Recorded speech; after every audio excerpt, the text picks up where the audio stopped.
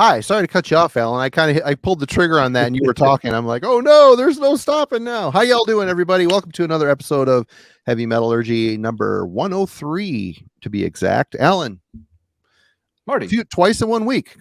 Congratulations. How are you doing? We're reaching the end of the semester, so I can start to see the light at the end of the tunnel. Excellent. But not doing too bad. The allergies are finally starting to back off a little bit, though. They're kind of taking turns punching, a different family member in the butt each day. So today it was Dean's turn to get a extra dose of snot. I'm breathing better. He's breathing worse. Hopefully tomorrow or within another day or two, we'll all just be done with it, and our bodies will have acclimated to all the vegetation for the year.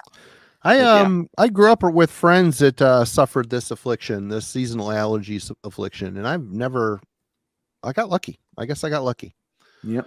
Some years are better, or I don't have terrible ones, but this year has really kicked my butt worse than most. But it could be worse. Yeah.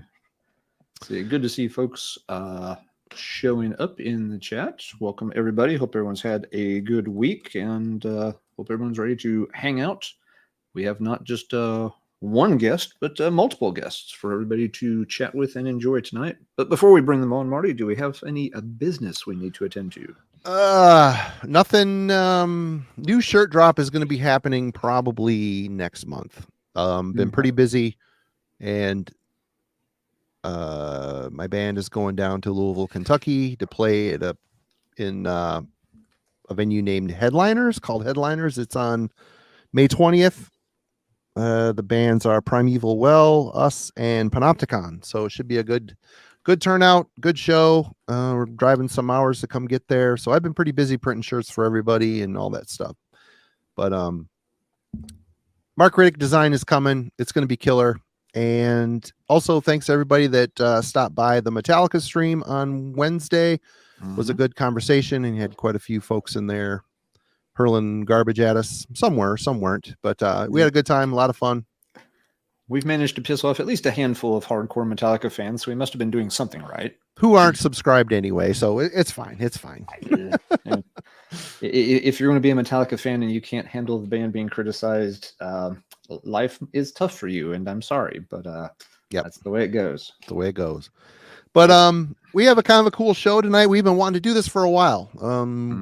We invited on some folks that are on newish YouTube channels, maybe not too super new, but all good dudes and doing some very cool stuff. And we thought we would shine a little light on what they're doing with their channels and have you folks get to know them a little bit more. But we ready to bring them on? Well, I just want to say, Ken over at Ken's Death Metal Crypt did something very similar to this in, I believe it was December of 2021. And he was kind enough to have, both me and Marty on to talk about heavy metallurgy and Let's Talk Metal. He also had several other creators on, just as a way to, try to help those folks, be exposed to a wider audience, let some of his fan base and his viewers, see what some other channels were doing so that they could, go check them out. It was really cool of Ken to, share his time and bandwidth with us and other folks. And so, we thought we'd try to do sort of the same thing. And as such, we've reached out to a few folks and going to introduce you if you're not familiar with them. So, Marty, I'll let you do the honors. All right, we're going to start off the way they are here in the window. We've got Lee from Heavy Art Talk. Lee, how you doing? Hey, doing great. What's up, guys? Good to see you. Thanks for joining us. We've got Logan from Drunken Metalhead Musings. What's going on, brother? Hey, how's it going? Thanks for the invite and for hosting. Thanks for joining us. Great. Yep, thanks for joining, Logan. Yeah. Lastly, but not leastly, we've got Chris, Depeche Commode. Some of you folks would recognize, I think, all these guys from the chat. They've been hanging out with us for a while now, and it's good to have all you guys. Thank you so much. Thanks. Happy to be on. Yeah, thank you. Yeah, glad it lined up where we could bring several of you on. Found a night that worked pretty well for everybody. Yeah, on short notice, too. I'm like, I was supposed to do this a little earlier than I actually did, so it all worked out. So good. I guess let's start off first by let's talk about inspiration for doing this. I mean, let's face it, starting a YouTube channel, there's a little bit of ego involved. I mean, I grew up not liking my picture taken for Christmas photos with family. So one day I dragged my stupid carcass in front of a cell phone and started talking about music because I felt like I had something to say. What about you guys? Let's start with you, Chris. What do you think you had to say that inspired you to get on and do this? Well, right around the time when COVID started is when I started to watch a lot more YouTube, and I discovered your show and then Ken as well, and I was like, oh, I never thought of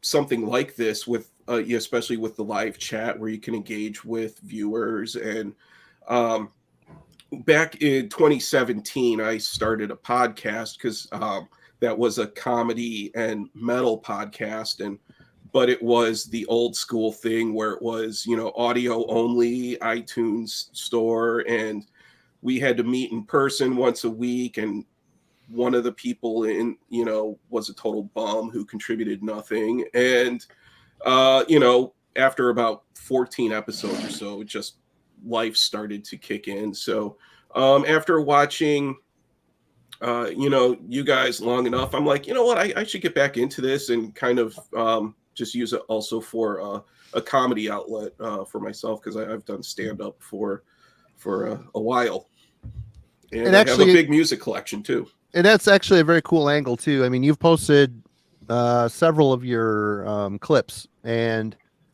I, since the pandemic, have gotten into the comedy thing a little bit more than I ever have, and due to podcasting and not being able to go out and do anything. And your stuff is funny, man. And is there any plan to get back into doing it, or not really? I mean, it's a slog. Getting back on stage, yes, but nowadays comedy is so much more about YouTubing, and then stand up is like secondary in a lot of ways. The podcasts promote the tours and the shows. I mean, Right. they're using them hand in hand. So yeah. So getting back on stage, it had been probably about a year before COVID since I've been on stage last. I'm just not that interested, and I kind of like having a free form. I started doing a comedy show on Sunday nights where I just talk about whatever's on my mind, and I talk about comedy albums and things that inspired me. It's with stand up over the years, and metal too. I've always had this dilemma where I care more about music than I do comedy, because it's like when you're a no name, an absolute nobody in comedy, you just need to be real generic and appeal to just the Walmart crowds and all of that type of stuff. So just trying to talk about metal but also make it funny. But Chris, do you really want to draw in the Walmart crowds and stuff? Because a lot of people in Walmart wear pajama bottoms in public with stains on them. So I was behind one the other day. It was awesome. Yeah, I Is learned that poop or food. Oh yeah, don't get me started on the pajama bottom people. All right, that's a touchy subject. Is it poop or food? The next Walmart website, poop or food? I learned when I left New York and I moved to North Carolina and I was working the road for a little bit in the South. I learned from some comedians there that it's an unwritten rule to have Walmart material. Like Walmart material is an actual thing that you need to have. So it's like, okay, sure, Yep. All right, let's move on to Logan. What was your inspiration for starting Drunken Metalhead Musings? And let's talk about it. Yeah. So first off, for me, just a general desire to meet and talk with people about this, music we all love, and really just music in general. I feel like for the mass majority of us here, metal is not our full-time career. We have outside full-time jobs and outside full-time relation. Well, okay, sorry, Marty, you're the exception, but I've somehow wormed my way into to working with it all the time. But anyway, it's all good. Yeah. But yeah, so outside careers and outside like relationships where most of the people that you interact with on a day-to-day basis just don't really care what Cannibal Corpse is doing in 2023 or even the new Metallica album, truthfully. So it's kind of out of a desire of that, I've always been interested in doing some sort of like social. Like I used to run some Facebook pages back in like the Facebook era, if you will, and it was just kind of like a gradual succession to kind of try to get more into Instagram. So I started on Instagram, pairing up another favorite hobby of mine, craft beer and just craft breweries in that scene, with metal, because I think there's a fairly big overlap. I feel like the people over at Decibel Magazine and like the Decibel Metal and Beer Fest that just happened would agree, and I know countless others.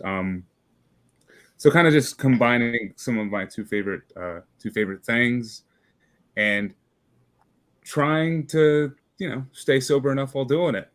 Which, speaking of, let me crack one. Alan, I feel like I'm on to you as far as what your favorite go-to beer is. Sex Condor. Is it right here? Yeah, I like that Big Wave. That's a good one. Yep. Brian is on to me into the chat. He asked if I'm in Fresno at a spa resort. I'm actually in Reno at a spa resort. Here's my vacation garb, if you will. And all the beer here is $12 to $15. So this gas station beer for $3 will do me just fine. Perfect. Cheers. Yeah. Nice. Cheers.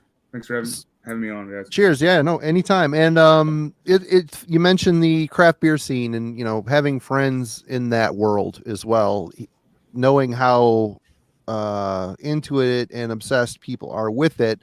Can I assume that there's also a very healthy craft beer contingent on YouTube? Yes, there is. So ideally, I'm trying to like straddle both. So far, I'm like very much into metal, but like a lot of my channel is centered around reviews currently, where I'm pairing like a good craft beer with an album that makes me either think of the beer or vice versa, or I feel like it would just be a good thing to do at the same time, have a beer and listen to this album. So yeah, awesome. For sure. I gotta say, you had a video here not too long ago, it might have been last month, that compelled me to almost accept the challenge. But you challenged people to go buy music from Goodwill. Yeah. And I'm like, I drive by Goodwill every day. I'm just like, Goodwill to me is the deceiver. There's been times I found some cool stuff in there, but never music. It's always garbage. I'm like, I don't want to waste half a day digging through a bunch of CDs just to make a video to talk to Logan about the garbage I bought. It's like, oh my! But it was a cool idea. It was a cool challenge for sure. Did anybody take on that? No. Absolutely not. Here's for trying. Mm-hmm. But all right. There'll be a follow-up to it. So cool. Yeah. Mr. Lee, Heavy Art Talk. How about you? What are some inspirations for starting your channel? I mean, a lot of it's kind of similar to the other guys here in the fact that it's trying to combine two things that you're extremely interested in. But it really originally came in. I've been watching the metal YouTube videos since at least like 2017. And then 2020 with the pandemic, you guys, having like blasts on Friday nights. It was just so much fun to like see all these different guys that I didn't know really knew each other. And it kind of like, made like an Avengers team, so to speak. So just having everybody interact and create friendships, and then I'm just kind of on the sidelines. It was like really cool. But I think it was just taking last year where I started doing some streams with like, Jeff and Rick and things like that. I just really enjoyed it. So I wanted to do that, but kind of in my own way. So really the purpose of my channel is to really highlight artists that do like t-shirt illustrations, album artwork within metal, and then probably just music in general. So the last like 6 or 7 videos have really just been sitting down with artists, talking a little bit about the craft. So there is like an educational component, but also just getting them to kind of open up. And if they can get any more work from it and more like visibility, I think that's a win-win. So my inspirations would definitely be the metal YouTube. But then there's also a lot of good art education on YouTube, and kind of putting a little bit of that in there too. So if you guys, want to learn how to paint, you can hear it from masters of their craft that are really willing to share their expertise. And I think that's really awesome. And everyone I've met have already given me a lot of great advice, and they've been willing to share it with everybody in the public. So it's been so much fun so far. Awesome. Going further, I guess,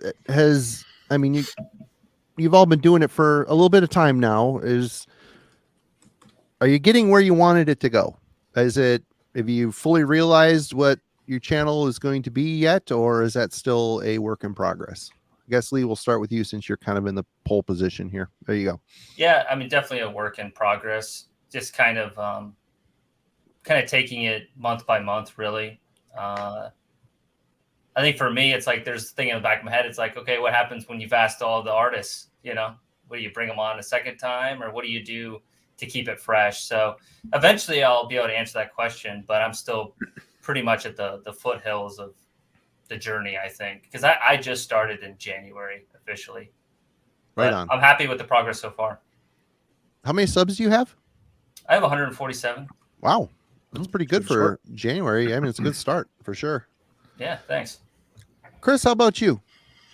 My channel, I started it probably I think maybe around November, so somewhere around that time.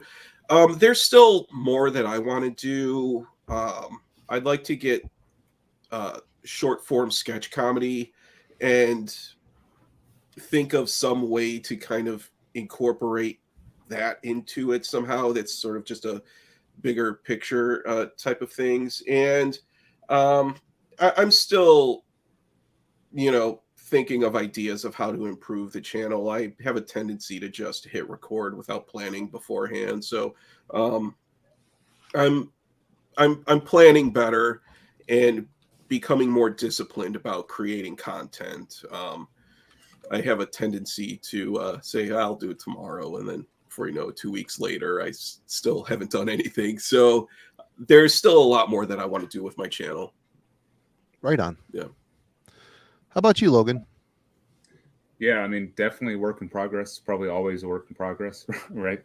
No matter how long. I started mine actually summer of 2021, and didn't really necessarily get too much residual interest. I was more so just putting random videos out there, and then I would say towards the end of this past summer of 2022, I want to give a big shout out to Jeff over at Metal Madness, and then like the Saturday Slay crew, just overall, yeah. Rick, Brian, Oh yeah.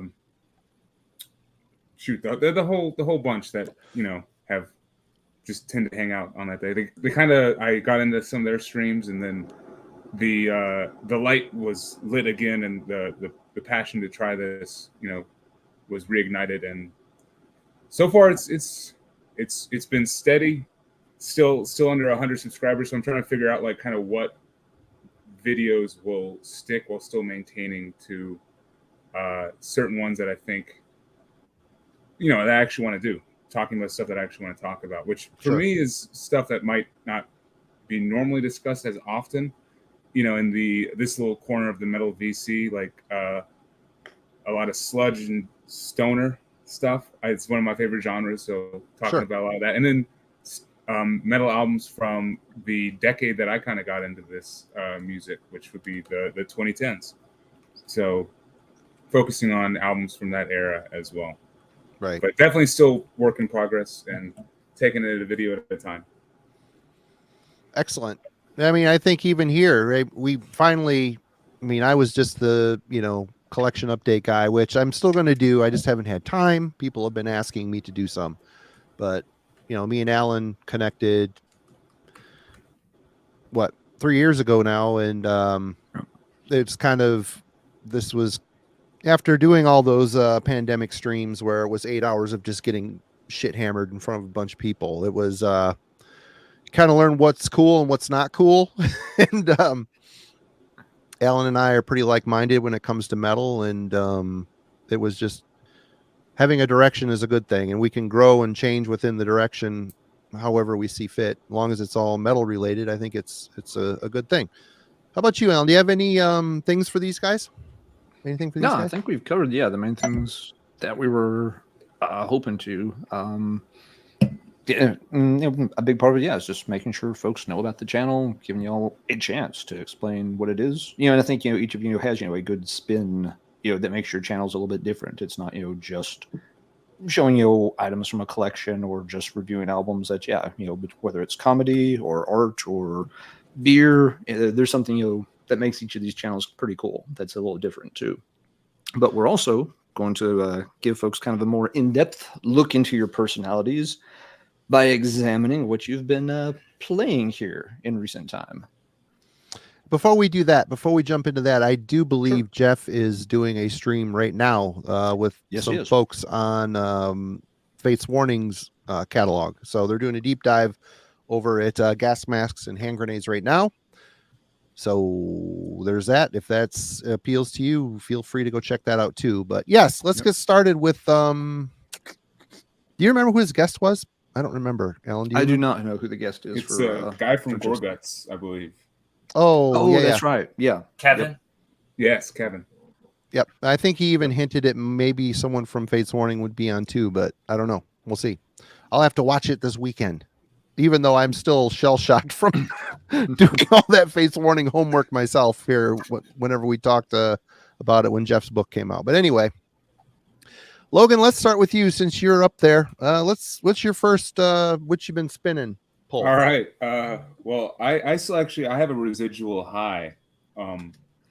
Yesterday yesterday was 420, so I stumbled out of bed this morning with the munchies, and still with this record in my mind. I'm talking about the ultimate Stoner Doom album for me.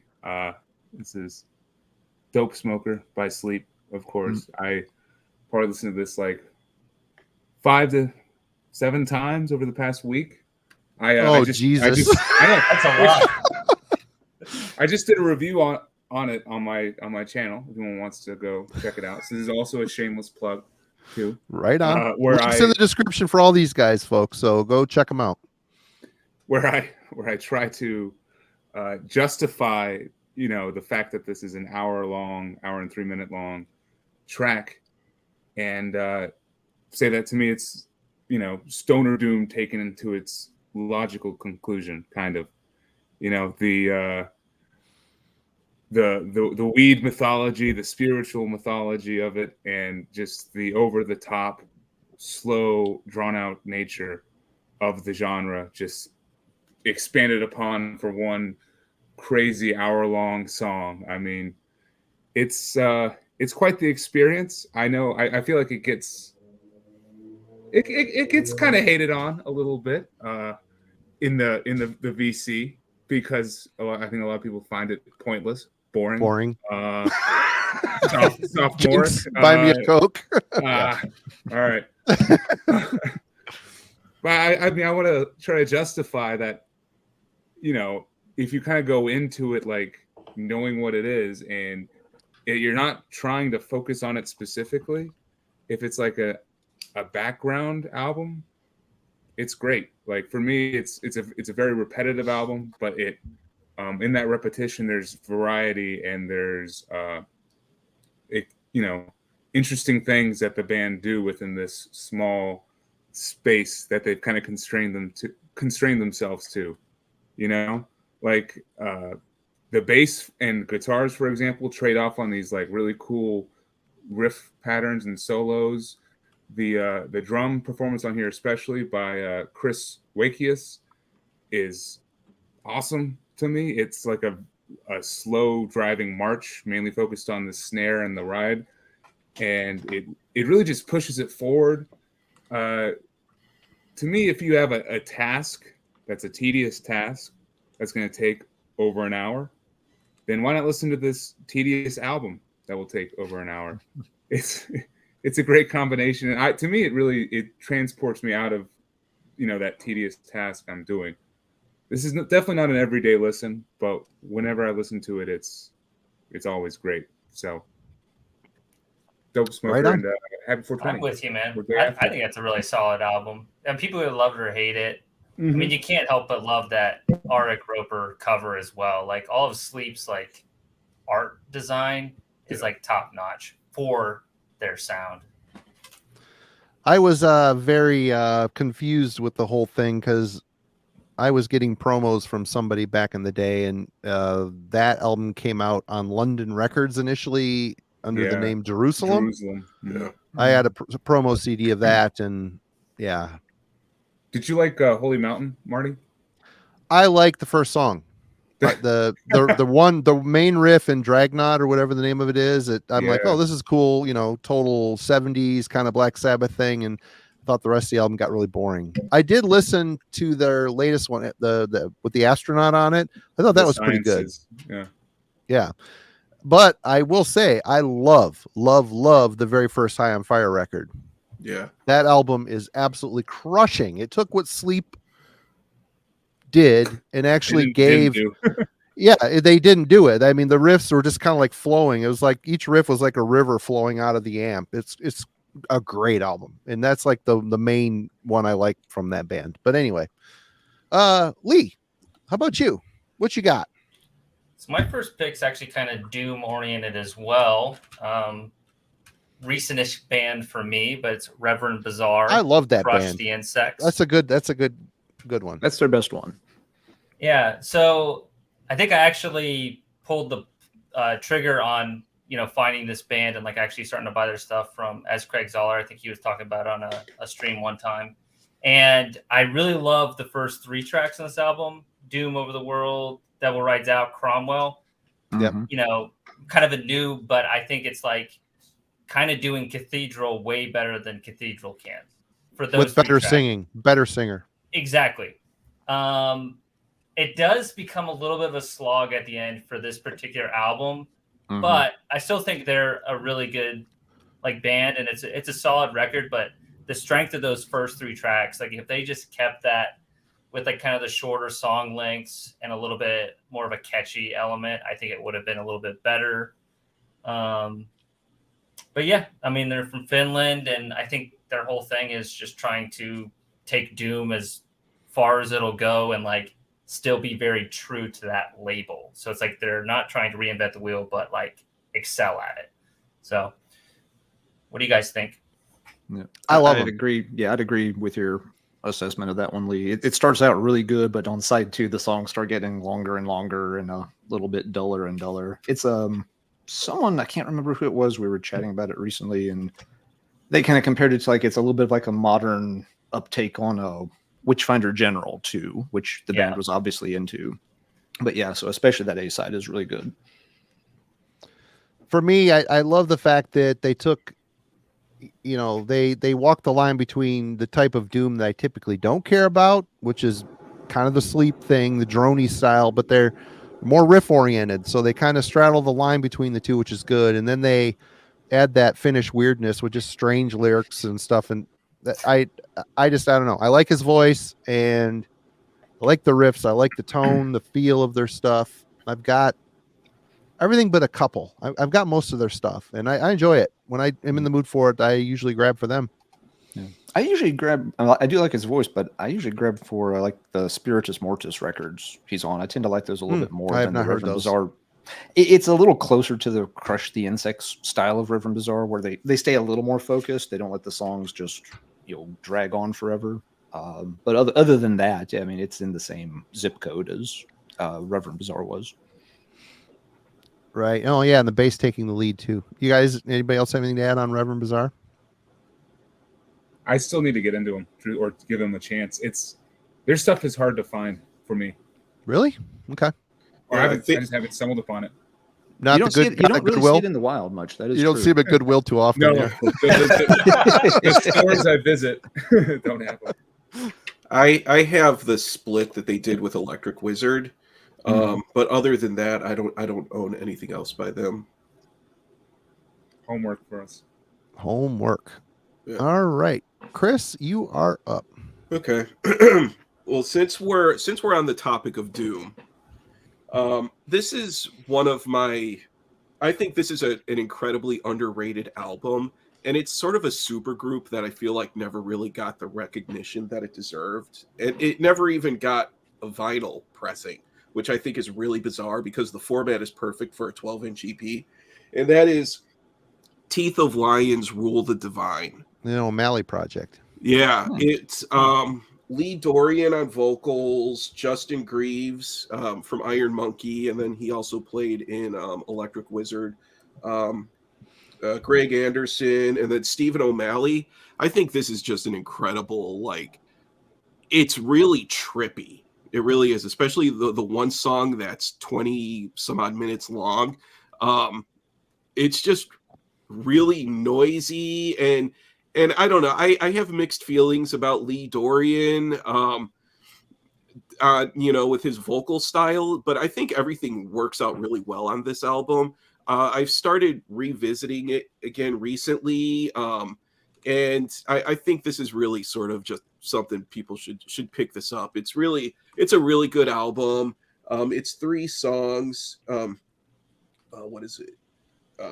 New Pants and Shirt. That's another really good one. And then The Smiler. The Smiler is just twisted. It really is. It's just so bizarre. But yeah, this is a great album artwork too. I really love like the metallic Pantone that they used, for the artwork. But it's really weird, especially with this being on Southern Lord, that it's never been on vinyl. They've never had any merch or anything. Which is weird because Southern Lord loves the vinyl, Oh yeah, yeah, and it's I think this is a great album. I really like this one a lot. And isn't that his label, right? Like it's Stephen O'Malley's label. Oh, Greg Anderson's label. Anderson. O'Malley was involved. He was more or less the artist for that stuff. They're friends. They grew up together in Seattle. What was Dorian's label called? Rise Above Records. Yeah. All right. Interesting pull for sure. I haven't thought about that record in ages. Alan, how about you? All right. Might as well stick with, the really crushing, doomy stuff pulling off the top of the stack here. We got, Melissa, get your damn records out of my pile. Yeah, blame Melissa. It's not mine, I swear. Let's try this one instead. Early Moods. Nice. Yeah, California band, newer doom band. Pretty sure Rick got me into this band a couple years ago. They had an EP in 2020. It had the distinction of coming out in April of 2020. Not exactly the best time for a band to try to make a debut. But they put out their first full-length album last year, which is this one, just called Early Moods. It was one of those that took me a while to get around to picking up, but it is really solid. It's got a great combination, like the band picture here too. I mean, these guys look like a fucking doom band. That's a hair helmet, by the way. That guy does not need any self-affirmation to go out in public with that hair. You are completely at peace with your inner whatever. But yeah, it's there. If you're not familiar with them, it's like a really good combination of the first 4 Sabbath albums and 80s era Pentagram. Lots of Victor Griffith influence mixed with, kind of the classic Sabbath sound. They do a really good job of putting the songs together so that they don't drag. They switch it up a little bit. Definitely lots of shades of, the Maryland doom scene mixed in. Some of those Maryland bands, though, can get a little samey. The songs can kind of just stick to one idea and plod along. A lot of these songs, they know exactly when to switch it up, when they need to speed up a tad to keep you interested, when to go back and just get that heavy crunch going. So, yeah, really cool band. Really digging this album. Anyone that, if you want Sabbath plus, Death Row era Pentagram, you should check this one out. Early Moods. They're on Riding Easy Records, so not an expensive one to pick up. The CD, now, to be fair, it's a really cheap CD. You might want to get the vinyl. Riding Easy is a bit more of a vinyl label, but they're also on Bandcamp if you just want it digital. Pick it up. Cool album. All right, Marty, it is your turn, sir. I'm going to get the pure embarrassment out of the way. I don't care. I'm showing this on my phone because it just dropped today, and I haven't bought it yet. Oh, I know what this is. I knew you were going to show that. Angus Mix 6. What's the name of this? And the Sword of Power. That's a thing right there. I gotta say, the lead-off track on this was amazing. Over the top pop metal, absolutely amazing. as it has gone on, the singles have gotten a little less amazing. And the third one that just dropped, which was called Laser Shooting Dinosaur. It's a dance number, a metal dance number with a animation that looks like it was drawn by a 13-year-old kid. TJ, just enjoy it. Get ready. The ride to Kentucky is all Angus Mix 6. This is it's confusing because every other song is like a metal song, and then every other song is dancey metal song. I don't know. I enjoy Angus or Thomas, whatever the guy's name. I really like his vocals. I enjoy Glory Hammer, and that's what he was kicked out of Glory Hammer. He's probably thankful that happened. But I don't know, man. I've embraced the cheese. I love it.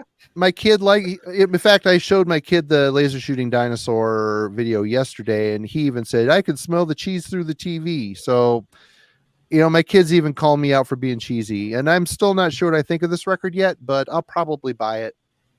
Our bass player, Chris, already owns it. So, and he was having a hard time thinking it wasn't metal enough, but then he decided that he loved it. So I'm sure I'm going to be there.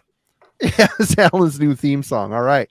I may or may not be playing that in the classroom when my students need a steady break during finals week. We'll see. That song is so stupid, but it's so catchy. And the way he breaks up the lines, it's like weird and different. And I don't know. I like it. I like the cheese. I've decided that, 16-year-old me would want to be pile driving my nuts into the earth if I knew that if he knew that I like this stuff now, but I don't care. It's okay to have fun too. So I listened to the first half of it today, and it's exactly what you expect it to be. It's well done. Yeah, and the Masters of the Universe song is awesome. It's just a super over the top produced, awesome pop metal song. It's awesome. But where did we start last time? We started with back to Logan. I think Logan. I'm Logan surprised first. Mix 6 isn't trademarked by McDonald's. Right? Yeah. Well, the whole Masters of the Universe thing, they had to pay something. Because you got the dude from Orden Ogan dressed up like Skeletor, so I don't know how they're getting away with that. Mattel's getting their piece of the pie. Somebody is behind the scenes. Yep. I guess he signed like a 6-album solo deal with Napalm, so Napalm's all in on the cheese too. If they can sign a band like Van Canto that does acapella versions of Metallica songs. Don't bring that back up. I had forgotten about that. I had mentally blocked that. Oh, they're so fucking stupid. Anyway, Logan, get us back on track, please. Man, battery. How am I supposed to follow up Metallica acapella and a Laser Shooting Dinosaur? I don't know. No pressure. That's a tough one. That's a tough one. Because also I'm still in my Stoner Doom phase from yesterday. I reviewed this album on my channel as well. It's Acid King's latest. This is Beyond Vision, which was put out on Blues Funeral, mainly a stoner label. I wanted to mention them because they just put out a new album today, which I would highly recommend people check out. It's the new Dozer album. What is that one called? I'm looking it up real quick. Drifting in the Endless Void. New Dozer album. Definitely check that out as well with Acid King. So to me, this is kind of a departure from Acid King's like established stoner doom sound. It's a lot more ambient and psychedelic and drawn out. All of the songs, they tend to bleed into each other a little bit more. It kind of really comes off as one long song, and it's one of those where 20 minutes in, you're like, where the hell am I? What is going on? What songs have I or have I not listened to? But it's still a great album. You just need to be in that kind of frame of mind. Well, similar to the Dope Smoker album to kind of click with it. The tracks that really kind of grip me are the opening song, where Mind's Eye just kicks the doors in perfectly. Beautiful guitar work on that. Fairly heavy. Lori's vocals are just perfect. And then the final song, Color Trails, is fully instrumental and ends the album on a very epic and drum-driven note. The issues that I have with this album is kind of in the middle. That's when what they're trying to do kind of drags a little bit. Really, there's not much to differentiate the middle 3 to 4 songs on here, and the exact middle track, Electromagnetic, definitely drags on way too long. It's like 9 minutes of like ambience and loud thunderclaps and shit like that, and could have been 3-4 minutes. So, but still very worthwhile album. Definitely fitting for that stoner doom mood, especially if you want something a little more psychedelic and not quite as heavy. So, definitely recommended. Right on. Okay, Mr. Lee. Yeah, so I have Hammers of Misfortune with Locust Ears. It's kind of weird that the album artwork actually should be displayed vertically like that. But yeah, so it's John Cobbett's band, or I don't know if he's like the leader officially, but of course he's in Slaufeg as well. I think with this group, just overall, it seems like every album they do it completely for themselves. And then I really respect like Brian Slagle at Metal Blade for actually signing them, because I imagine they don't sell like a lot of albums compared to, you know, their big players like Cattle Decap and Cannibal Corpse. But in terms of the album sound, I mean, I love how much variety is on there, and it's definitely very quirky. A lot of different feels. It's a very organic sounding album. One track in particular that I really like, it's called Famine's Lamp, and then the song Trot Out the Dead is right before it.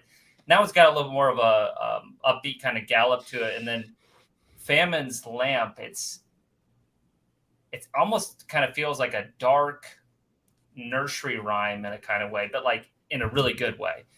But I think it's a really awesome album. I'm a pretty recent convert to Hammers of Misfortune as well. I bought all their albums like in one day, and I've just been really enjoying like their true progressive nature.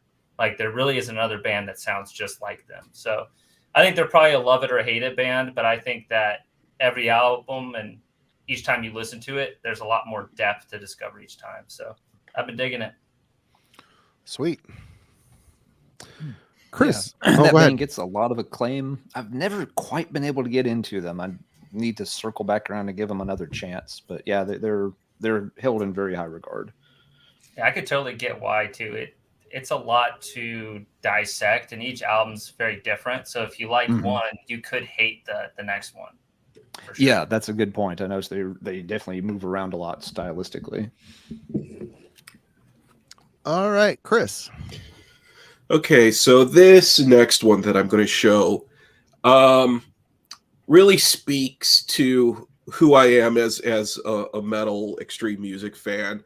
You know, everyone, we always have like our one genre that's always our go-to. You know, it's our taste in metal just can be all over the board, but you know, I think everyone just still has that one genre that's always their go-to. I always have leaned more towards the noisier side of things, and my favorite genre is raw, screamy grindcore. That's who I've always been. That's always been my go-to. And one of my favorite bands that I've just been revisiting recently is Hell Nation. Cool cover. Oh yeah, I love Hell Nation.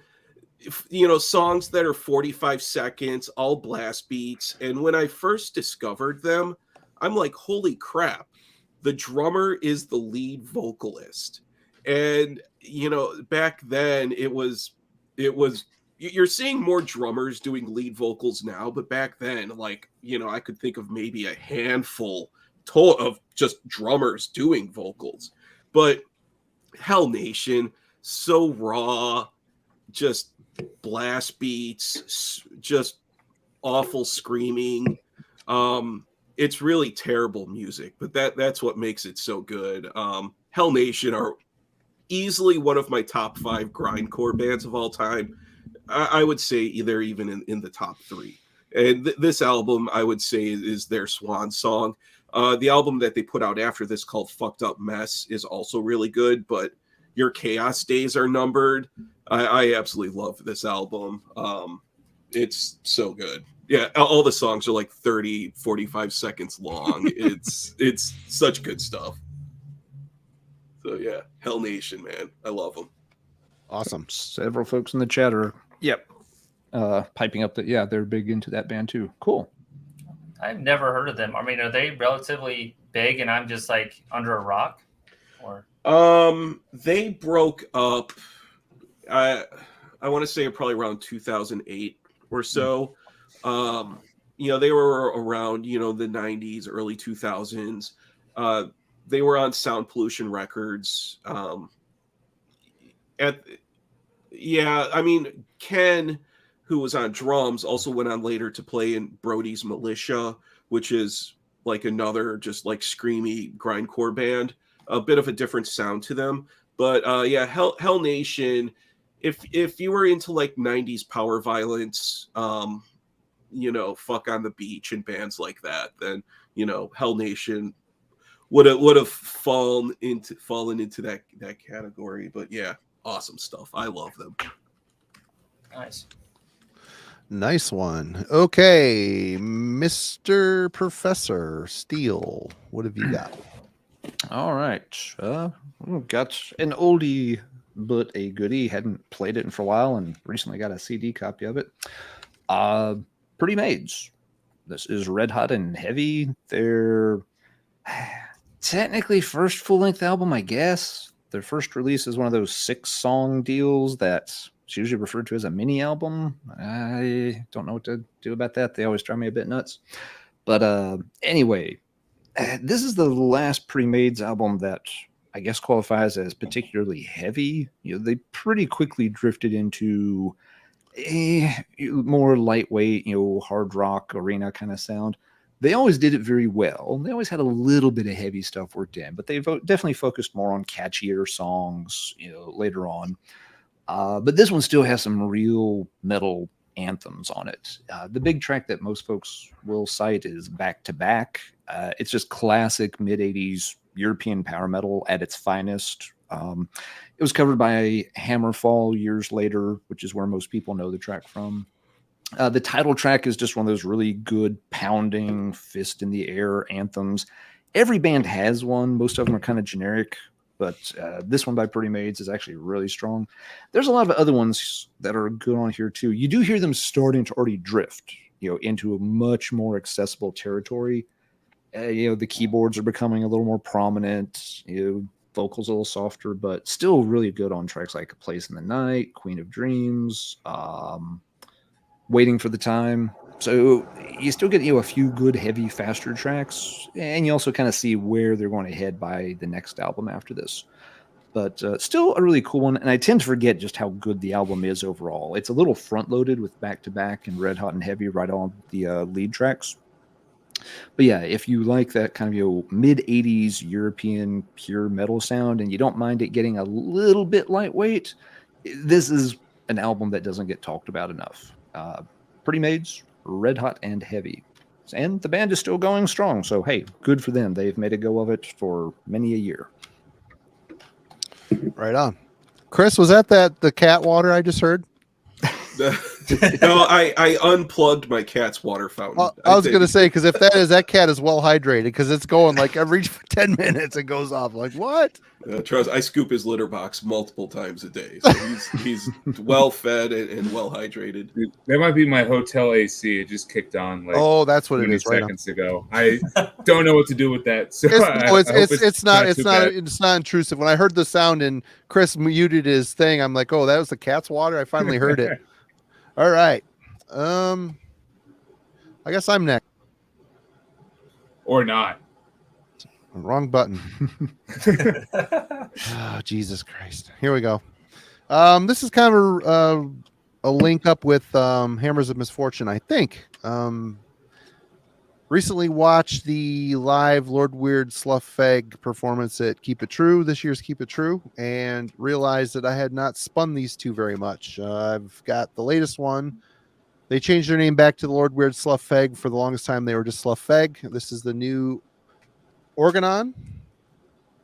And I picked this up a while ago. I've only spun it a couple times. It's Sluffeg, the Animal Spirits. I love this band. They're the most unique band in metal, as far as I'm concerned. They have a super strange approach, even though the music is, even though the songs may not be 100% digestible on some of the records, like both of these records, there's some catchy things going on here, but they're maybe a little less commercially structured. But the riffs are so good. I mean, it's just such high functioning musical composition and a playing style. They just have a sound all their own. What's the singer's name, Alan? Mike? I want to say it's Mike. Oh, God. Oh, I'm drawing a total blank. I know he's a professor of philosophy. I'll look it up real quick while you chat. Or chat can find it for us. They probably know it off the top of their head. Yeah, probably do. Anyway. Mike Scalzi. Yeah, I think he's also in Hammers of Misfortune.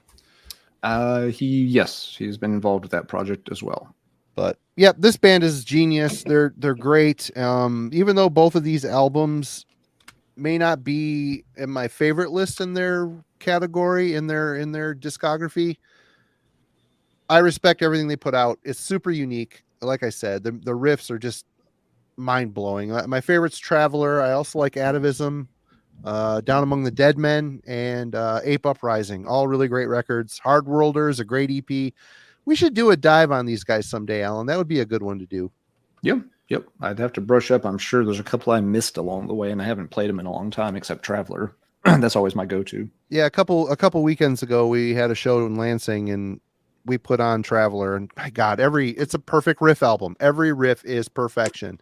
The songs are so lighthearted and memorable and crushing, and the lyrics are so intelligent and atypical rhymes, and it's based off of a RPG game or a Dungeons and Dragons type game. But it's all based off a tabletop RPG. Yep, very cool. But this is, both of these are great. Don't get me wrong. I mean, they're not my favorites in the catalog, but I have not spent enough time with them. I'm sure that will change the more I spin them. But again, it's them not doing anything different. They're just being themselves, which is enough, completely enough. Yep, Lord Weird, Sluffeg. That's the new one. The green album cover is the new one. Organon, yeah, new Organon. You would still recommend it? Because I need to pick up some more stuff. I only have Hard Worlder from them. You need Traveler. Absolutely, you need Traveler. That was reissued last year on LP and CD. It's worth every penny doubled. It's so good. And also Down Among the Dead Men, also good. Twilight of the Idols is also really good, but that's early. Those album covers are so cool for those three you just mentioned. Oh yeah. Great band. But anyway, that brings us back to Logan. All right. So this pick is kind of a cry for help and advice, I guess. And the Angus Mix 6 wasn't? My name is Marty. I have a problem. This is a different kind, I guess. It's like I enjoy my prog. I mean, kind of. I like prog metal is one that I'm fairly selective on, and prog rock very similar. It's like certain scenes and eras of prog rock I like a lot more than others, and some I'm just they completely miss me. I picked this up like as a blind buy after knowing the name and stuff for a while, and I think I bit off a little bit more than I could chew here. This is Arion with the Universal Migrator Part 1 and 2. So I got this, used for like $6. I'm like, all right, let me try out Arion. Finally, and it's mainly the project by Arjun Lucasen. And here is the whole list of all the guests he has over these two albums. It's a lot, and it's a lot of power metal on here. But people from Symphony X, Stradivarius, Halloween, Shadow Gallery, and then some prog, like we got Spock's Beard on here. And then even Bruce Dickinson pops up, I just see. So, wow. Yeah, over these two albums. So it's like 2 hours of music focused on a science fiction concept based around, space travel and essentially using like some kind of cryogenic stasis as a means of traveling long distances. And so it's kind of like an Avantasia kind of deal. One guy putting together like a super group. Yeah. Awesome. It definitely is. And I guess that's kind of why I would need your input. Like, how do you listen to a project like that? I've never gone into Avantasia. You just enjoy I've it. Never really wanted to. I mean, just put it on and enjoy it. You don't think about it. Well, I'm thinking too much, I guess. I mean, if you're putting on Dope Smoker and listening to it 7 times in a week, and that doesn't resonate with you, something's wrong, man. I mean, it's completely different side of the spectrum. I mean, musically. Yeah. But I mean, they've got probably some of the best singers ever in the world to sing power metal on it. So if you like power metal, you're golden. I mean, all you do is enjoy it and have fun with it. And power metal is one like that especially the European power metal. Like American power metal, I'm usually pretty good on, but European is always hit or miss for me. And I don't know, I've tried to listen to it a couple times, and it opens up with like this 5-minute introductory track, and then the next track is very slow, and it's just building up like the science fiction concept behind the album, and then I'm kind of bored. So I will give this another chance. I just probably need to be in the right mindset. I think as soon as I get this shit out of my mind. Oh, I mean, it's wherever your mood's at. Yeah. Yeah, you'll be ready for some progressive Avantasia metal. Well, if that's a swing and a miss for you, let me know. I'll buy it off you. I don't have that one. I have not heard it, so I'll check it out. But you like their stuff? I've never heard them, so it'll be cool. Maybe you dig them. I'm down. I'm down for the power metal for sure. Have you heard them, Alan? I know of them. I've never really checked them out. I'm sure I've heard a song here or there, but I don't know anything about them in depth. So they definitely are more popular in like prog circles. They have one album that has pretty prevalent Michael Ackerfeld vocals on it, like growls. So I think there was in the past a little bit more of a extreme metal band every once in a while. I don't remember what it's called. I'm not a huge Arion fan either, but I appreciate the, epic proportions of what he's trying to do. Yep. Yeah. You want a pair of used jeans that someone may have pooped in at some point. Yeah, all right. My jeans still for now. Both. All right, Lee. Good pick, Logan. I have not heard that. Very cool. All right. Well, I've been spinning new Hammerheart reissue for Cryptopsy, Blasphemy Made Flesh.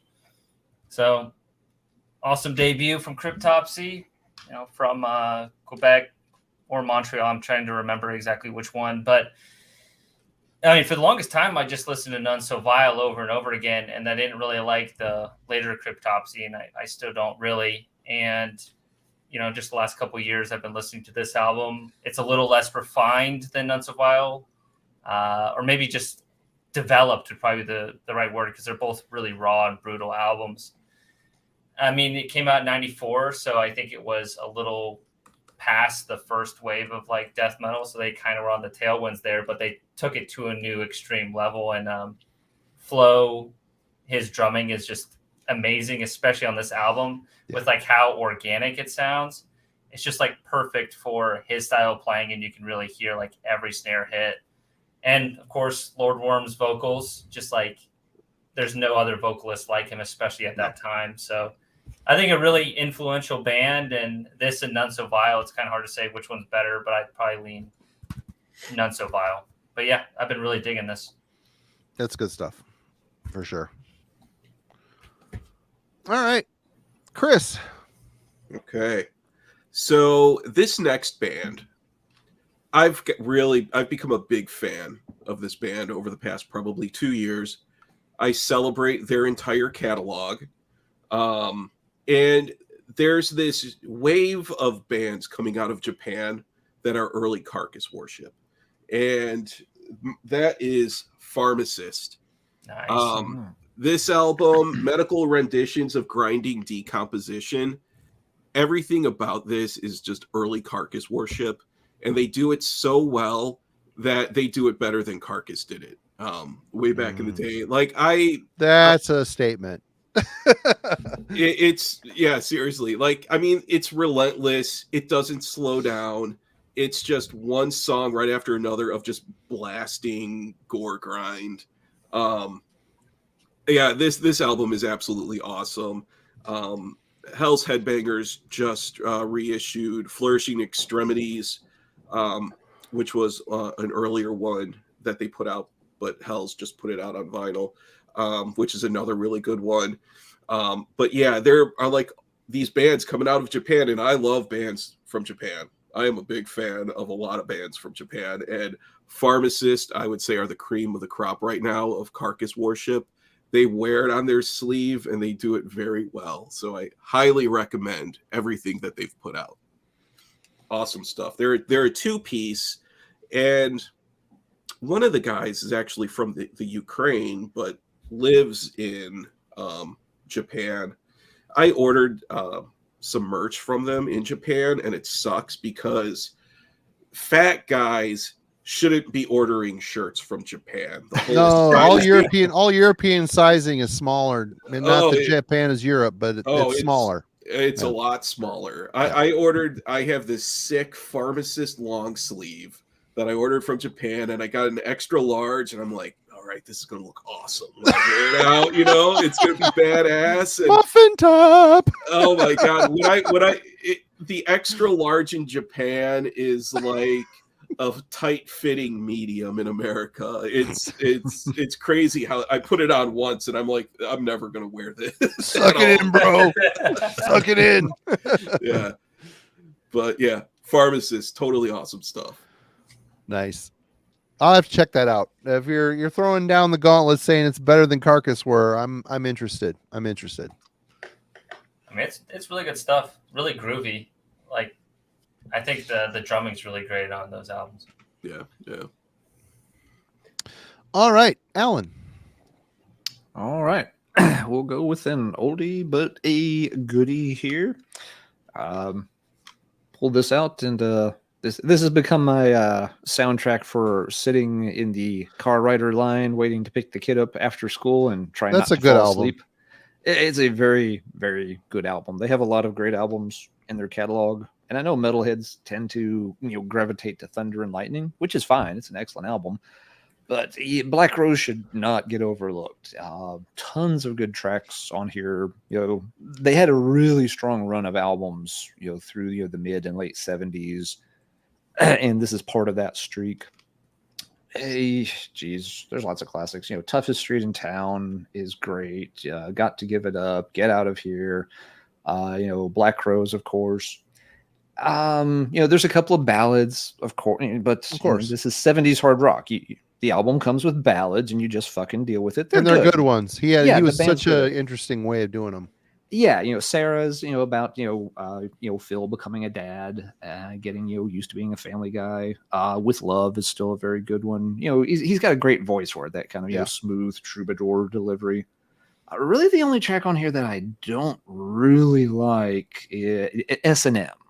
That's just a weird song that never goes anywhere. It's got this funky beat. It's meant to be the funky song on the album.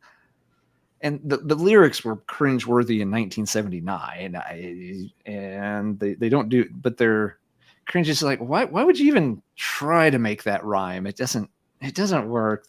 It's a bit of a mess of a song. Definitely a flop, but so much good stuff on it that you can definitely overlook one bad track. So, yep, this one and a can of Red Bull keeps me awake, so I'm not sitting there drooling on the dashboard with angry parents honking behind me when it's time to scoot up. 300 of us waiting to pick up children in the afternoon. I just sit there and blast Thin Lizzy. You stick your air guitar out the window and exert your dominance. It's like, hey you in front of me, hey Kia, turn that fucking Taylor Swift down. Listen to this. Check out this sweet Debbie Gibson. Thanks, Marty. Thanks. You're welcome. You just sucked all the cool right out of my. That's what I do. That's what I do. I'm a cool sucker. Anyway, next up, I think the last person I see show this band on the VC was Alan. and it's a great band. No one ever talks about. I finally got a copy of. I might have won this off of one of King Fowley's auctions. I don't know, but this is Tension's Epitaph. This is basically their Breaking Point album, and 3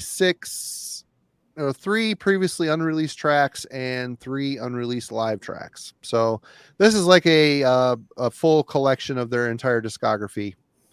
I of course picked this. I have Breaking Point on tape and LP, which absolutely great Maiden-esque thrash, with a very melodious singer. He's a pitch style singer. There's no gruff fry in his vocals. It's all clean singing. The bass player is amazing. Absolute Shock Treatment. What a great song. I mean, this is a great band. I picked it up for the 3 unreleased songs, and they're produced well, but it's not as good as the full length. Good songs, interesting, but not as good as the full length. So I don't know where this band would have ended up. They were kind of in a weird trad / thrash quagmire, but they're a great band. Are they from Texas? I want to say they're from Texas. I don't know if that's right. They were Maryland area. Maryland area. Okay, I was not even close. But anyway, check out Tension. If you see Breaking Point, it's awful. It's got a hand like holding a rope that's broke. It's typical 80s. It's bad. Shitty art. It's a totally unassuming looking record, but if you find it, it's a ripper. Definitely get it. Great band. It's like a slightly more thrashy metal church, and the band actually has ties to Marty Friedman. Was in that band very, very early on when they were still called Deuce. No shit.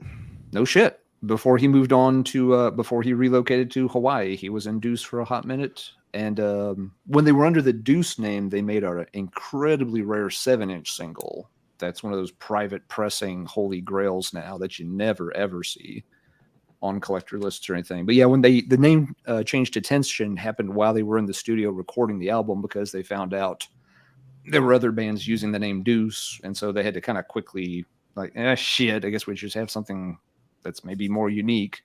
Not sure Tension was more unique, but I guess it when you're pinched for time, you grab what you can. It's a little better than Deuce, though, I think. A little. It's a step up from Deuce, yes. Yeah. Which I didn't know Marty Friedman was East Coast originally. I just thought he spawned in Hawaii. So I'm guessing, I don't know for sure. I'm wondering if he was like a military kid, because it seems like he did jump around some. So I don't know if his family was getting restationed or something. I'm not sure. Well, there's one little piece of information here. After Tension, the singer Tom Gaddis, he went on to be in a band called War Dog. And it also had, I got a promo for it back in the day. It was okay. Not as good as Tension. Also, that band also had a Chris Catero, who was also with Marty Friedman live. So it was only one, just the singer from Tension. So check out War Dog. And it says here they were from Las Cruces, New Mexico, early Phoenix, Arizona later. They relocated at some point. Yeah. They and I'm trying to think. There's not much. There is some material with Friedman. Nice. Nailed it. Yeah. There you go, Nikki. Yep. Yeah, they I think there is some material they recorded with Marty that was put out long after the fact. I think it was the very first release on OPM Records that John Haupt put out on his label back in the day. But most of the stuff you see associated with Tension or Deuce doesn't have Friedman on it. He was just not in the band long enough. All right. While Logan is showing his, I'll grab that Tension record so people can see how bad the cover is. Go for it, Logan. Gotta have the evidence. All right, so I'm done with all my stoner doom and prog bullshit, I guess. We're ready for death metal now. Let's see. I grabbed the latest Fulci full length, exhumed information off of Life After Death Productions.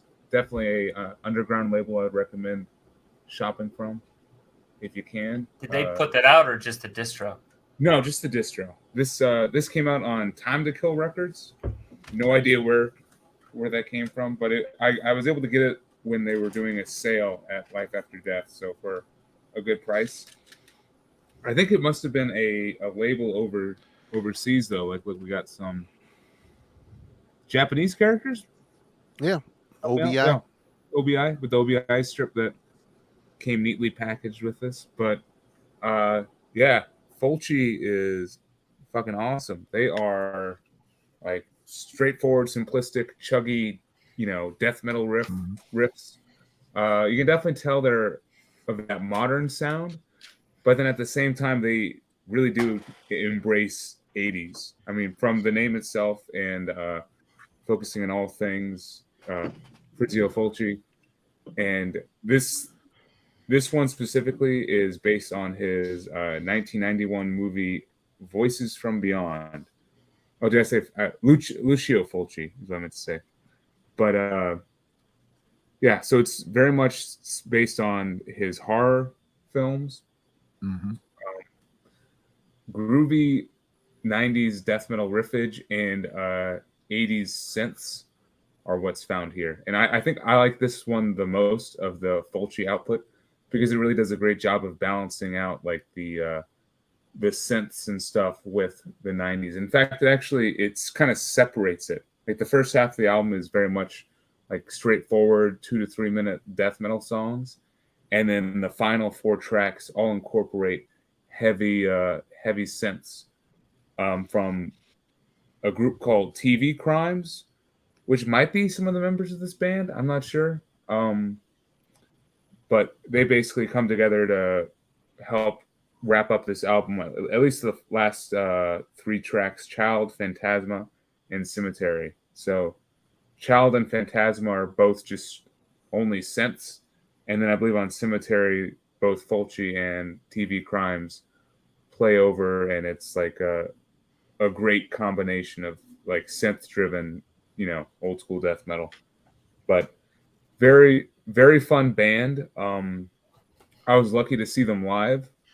They just kill it live. And since they're from Italy, I don't know how often they'll be over in the States, but man, great band. Definitely one to watch for sure. Any of their, I don't know about their debut, but this one and their previous album, Tropical Sun, are definitely recommended. Tropical Sun was awesome. Yeah. That's the one based on the movie Zombie. So here's that tension cover for those who want.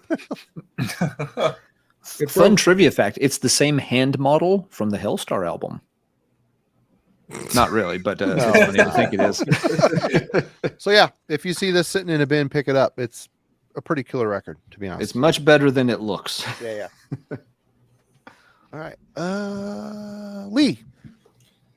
What's up? So I do have a couple of non-metal picks, but I think you guys would dig this one.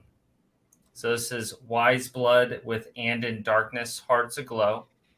I was going to guess Crystal Gale. It looked kind of like Crystal. Yeah. It doesn't not look like Crystal Gale. Just saying. Anyway, go ahead. That's cool. So yeah, if you want to get in touch with your sensitive side, I mean, this is some really good stuff.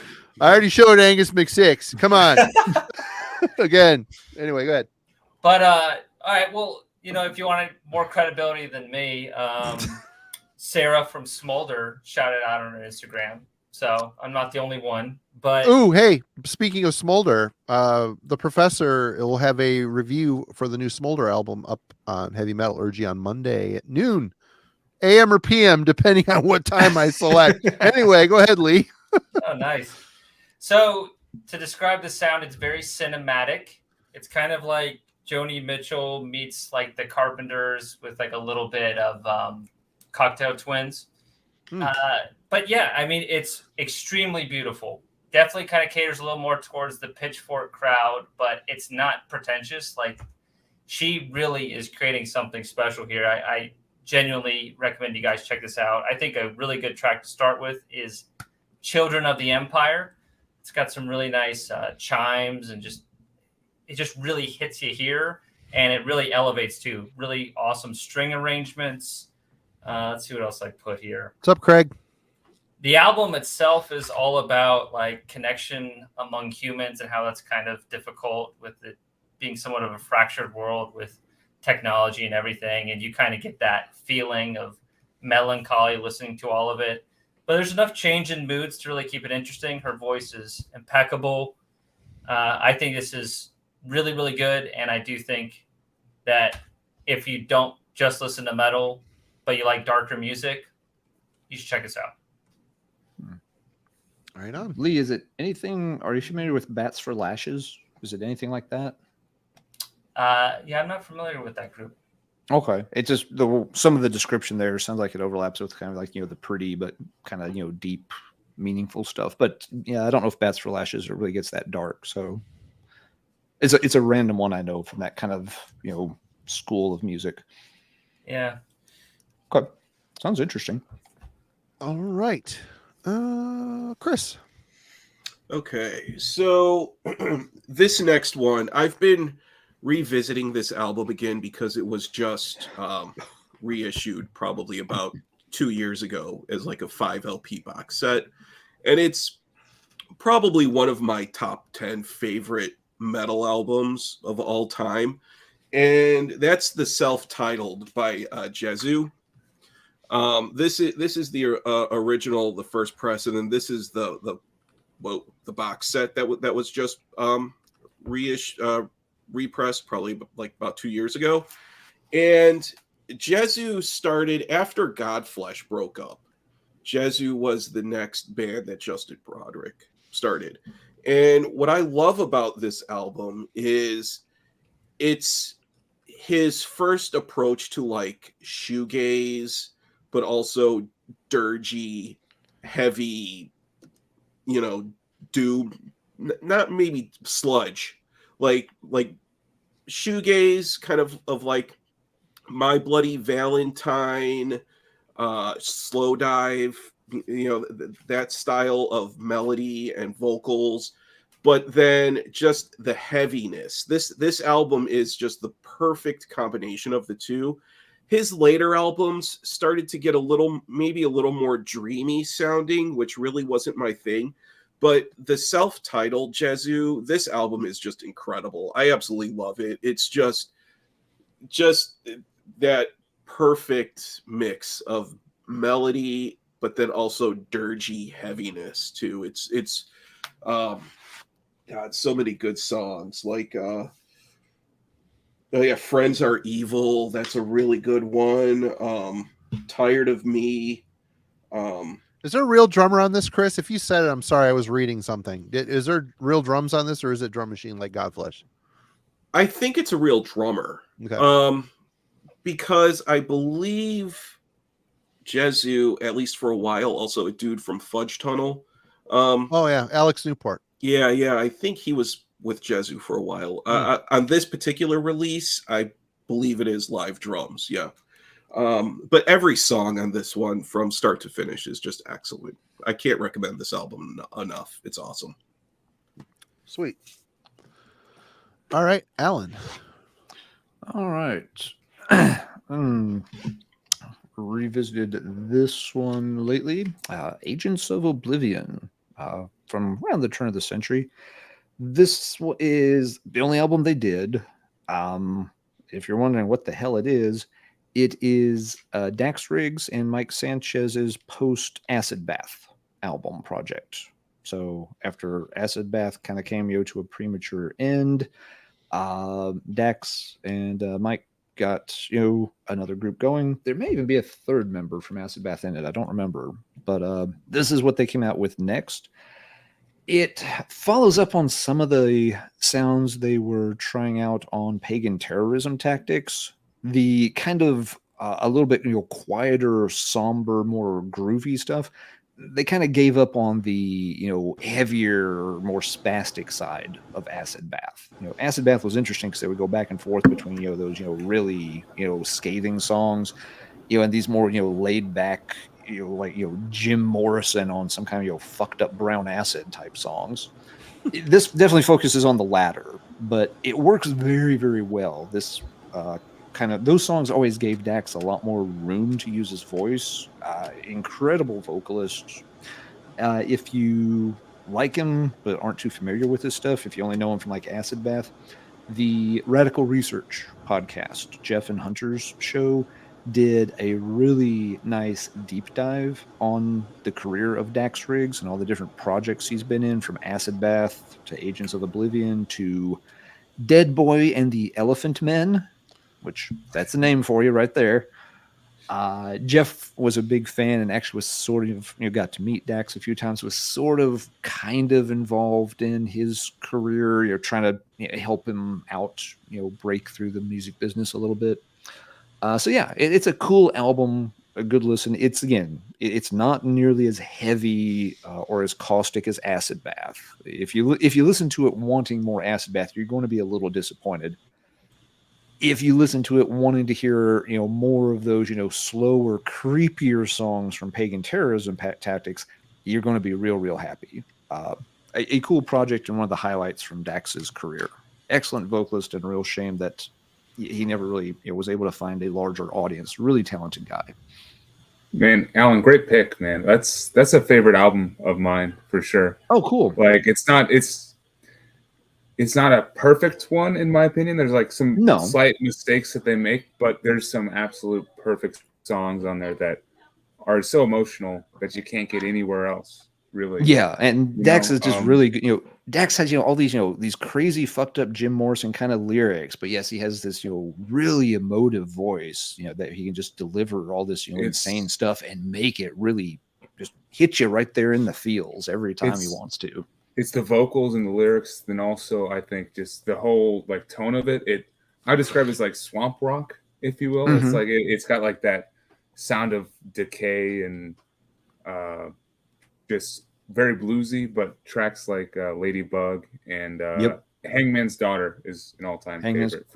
Anyone looking to check out specific songs, but Paroled in 54 is really good. There's a ton of good ones on it. Yeah, and you're right, Logan. It does have a lot of that kind of. It definitely still has that southern, swampy Louisiana kind of feel to it, though not in a bad way at all. Just it really highlights the music. All right, your turn, Marty. Got this CD in preparation for a deep dive I'll be doing at some point with Matt from the Dark Path. That's on Godflesh, since Chris mentioned Jesu, whatever. I picked this one up. I did not have it. Hymns. This has Ted Parsons on drums. The reason I asked him about if a real drummer or not, I'm so on the fence. I don't know if I like Godflesh better with drums or with the drum machine. I just it's a different vibe either way. I like albums in both camps, and I don't know. I only need one more. A World Lit Only by Fire or something is the last one. That's a really good one. I really like that one a lot. Yeah, but this is a great record. It sounds like a band. I mean, Ted Parsons on drums, who, for those of you who don't know, he was in the band Prong back in the day. I don't know, rando bit of information, but this is a good record. I liked it. I was quite surprised. It's long, but it flows really well. The songwriting is good. If you like Godflesh, there's no surprises here other than it feels more like a band. Whereas, when it's just Justin and GC Green going at it over a drum machine, I really like the charm of that. I like the repetition of it. It's just a style. It's just an aesthetic. My two favorites are the self-titled and Selfless. I like Street Cleaner too, but I still have a couple more things to pick up, and then we'll be doing it. Alan won't be on because I don't think this isn't in his wheelhouse. So it probably will be a Friday stream. We'll do it. We'll plot it out some point during the week, but I'll be out of town sooner or later, and you and Matt can go to town on that because cool, interesting stuff. But not my flavor. Absolutely. When Godflesh got back together, A World Lit Only by Fire and Post South, I think those are all drum machines. Excellent albums. Yeah. Everything that he's put out since Godflesh is back is awesome stuff. I just picked up an EP. Decline and Fall. It's really good. It's really harsh drum machine. Very good. Aggressive.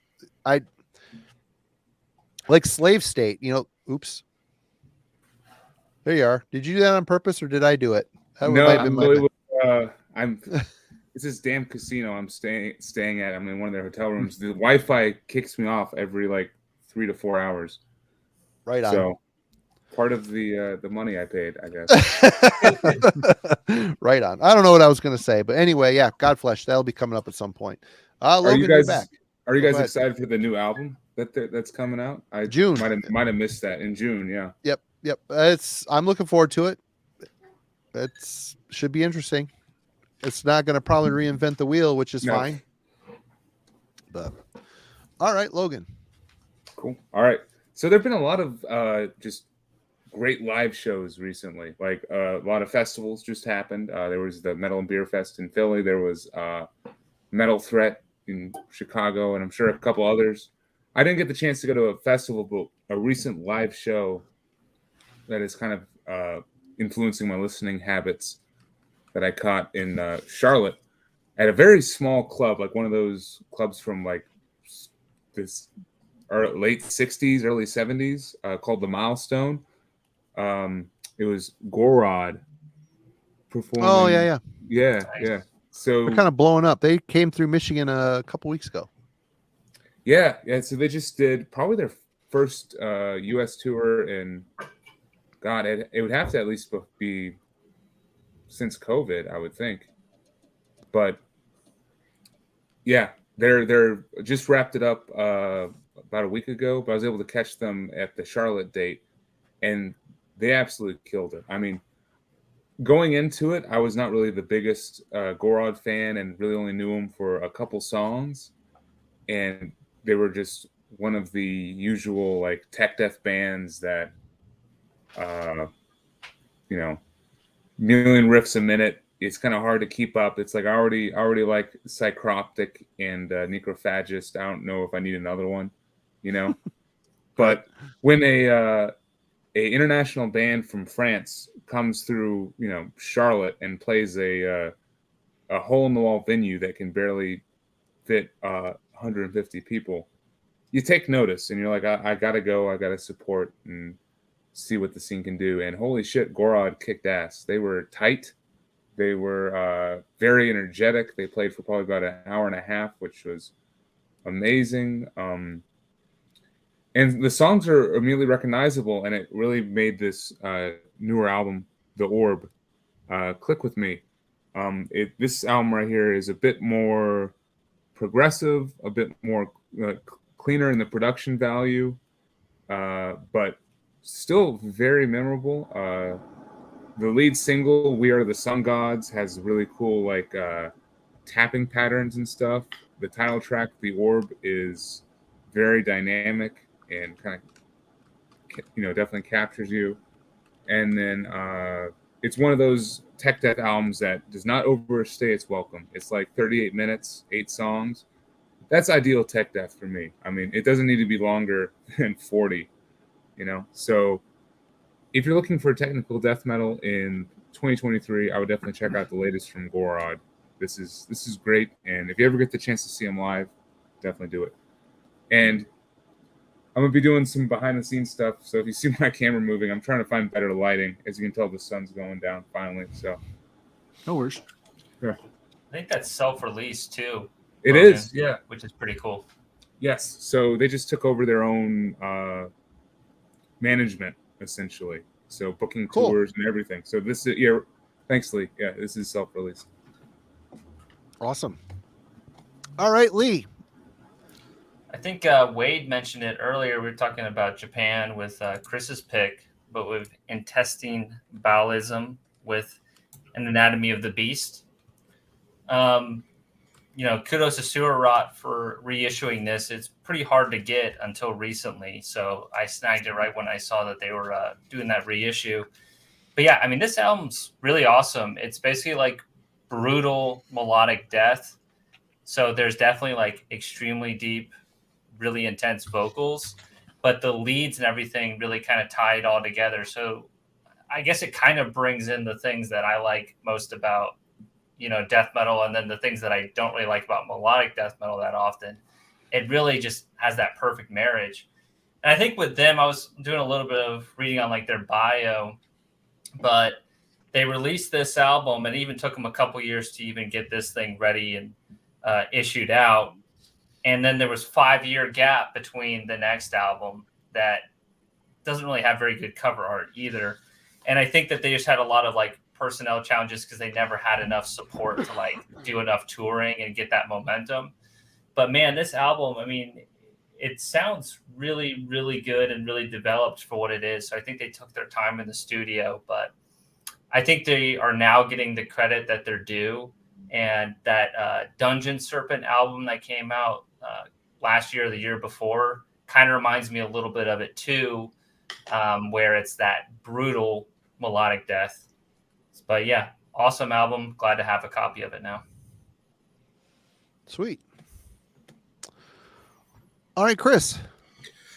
Okay, so this next one that I'm going to show, this band just played at Metal Threat here in Chicago. They headlined on Sunday night, but unfortunately I didn't get to see them. And this is my favorite album. Did you go to Metal Threat? I went on Friday. Right on. And that's it. But Aura Noir, Black Thrash Attack. That's a good band. I love Aura Noir, and Yeah. this album, hands down, is my favorite from them. I just think this album, it's so good. So many good songs on here.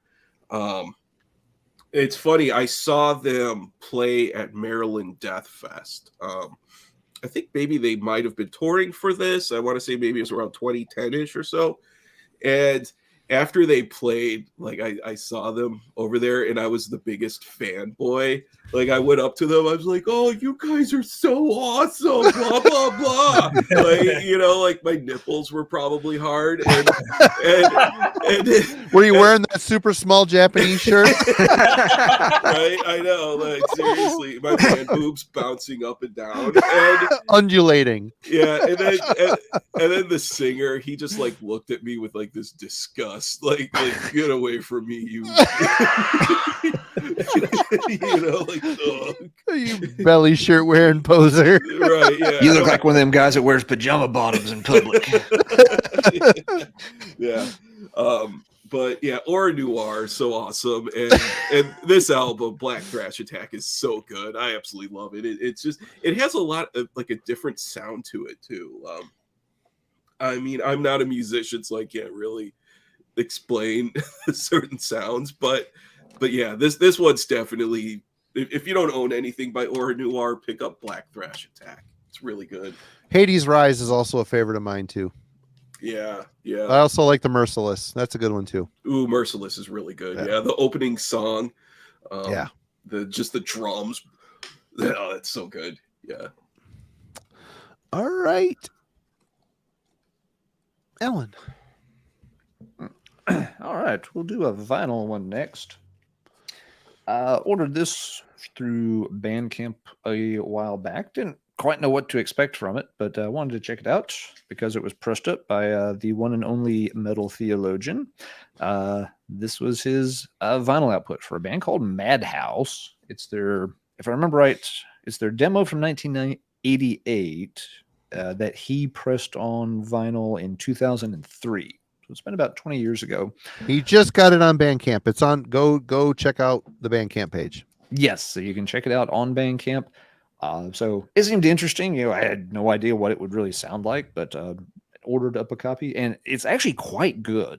Really like several of the songs on here. You know, it's got you know very fast, kind of aggressive vibe to it. It's not necessarily thrashy. It's you know, my immediate thought was when I put on the Damaged side with Tortured Brain, let's like, okay, there's a Motorhead kind of vibe here. The vocal's a little bit gruff. It's got that, faster, heavier, dirtier sound, but still catchy, still has a really good hook that you get onto really fast.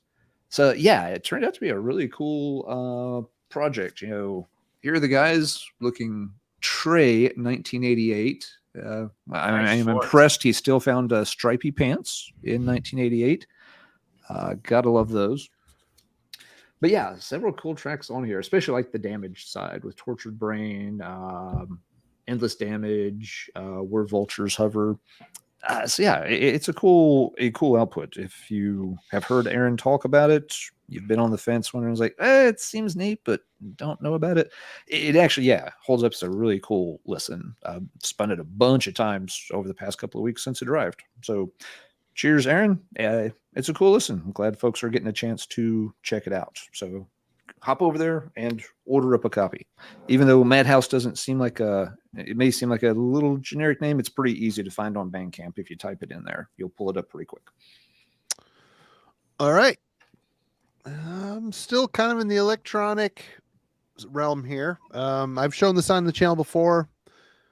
Black Magnet, Body Prophecy. I also have this on vinyl. I really like what this guy's. I think I like the last. I don't know if there's an album before the last one, but I think I like the album that came before this a little bit better. But this album is really good. He is combining. It's mostly from an industrial standpoint, but there are some metalisms to it. You know, a little bit of a distortion in the guitar, but yeah, I've said this on here before. Usually, metal dudes that get into like making noise or industrial, it'll be good, but not as good as people that came up in the industrial scene making this music. There's a difference, and this project kind of struck me as a little more authentic sounding, which is very cool. I really like the cover too. It's kind of fucked up and strange, very cool. But it's on $20 spin, which is kind of a surprising genre shift for Dave and crew. They're taking some chances over there, which is kind of a nice change of pace. I like this band. It's not something I listen to a lot, but I've got 2 of their records now, and I really do enjoy them. If you're like Godflesh and stuff, this is a lot more traditional industrial, though it does have metal moments infused into it. Hard hitting, well programmed, interesting sample selections, not sample, but like noise sounds and stuff worked in. Good stuff. Good band, project, whatever. Oh, Ryan even likes it. All right, on, man.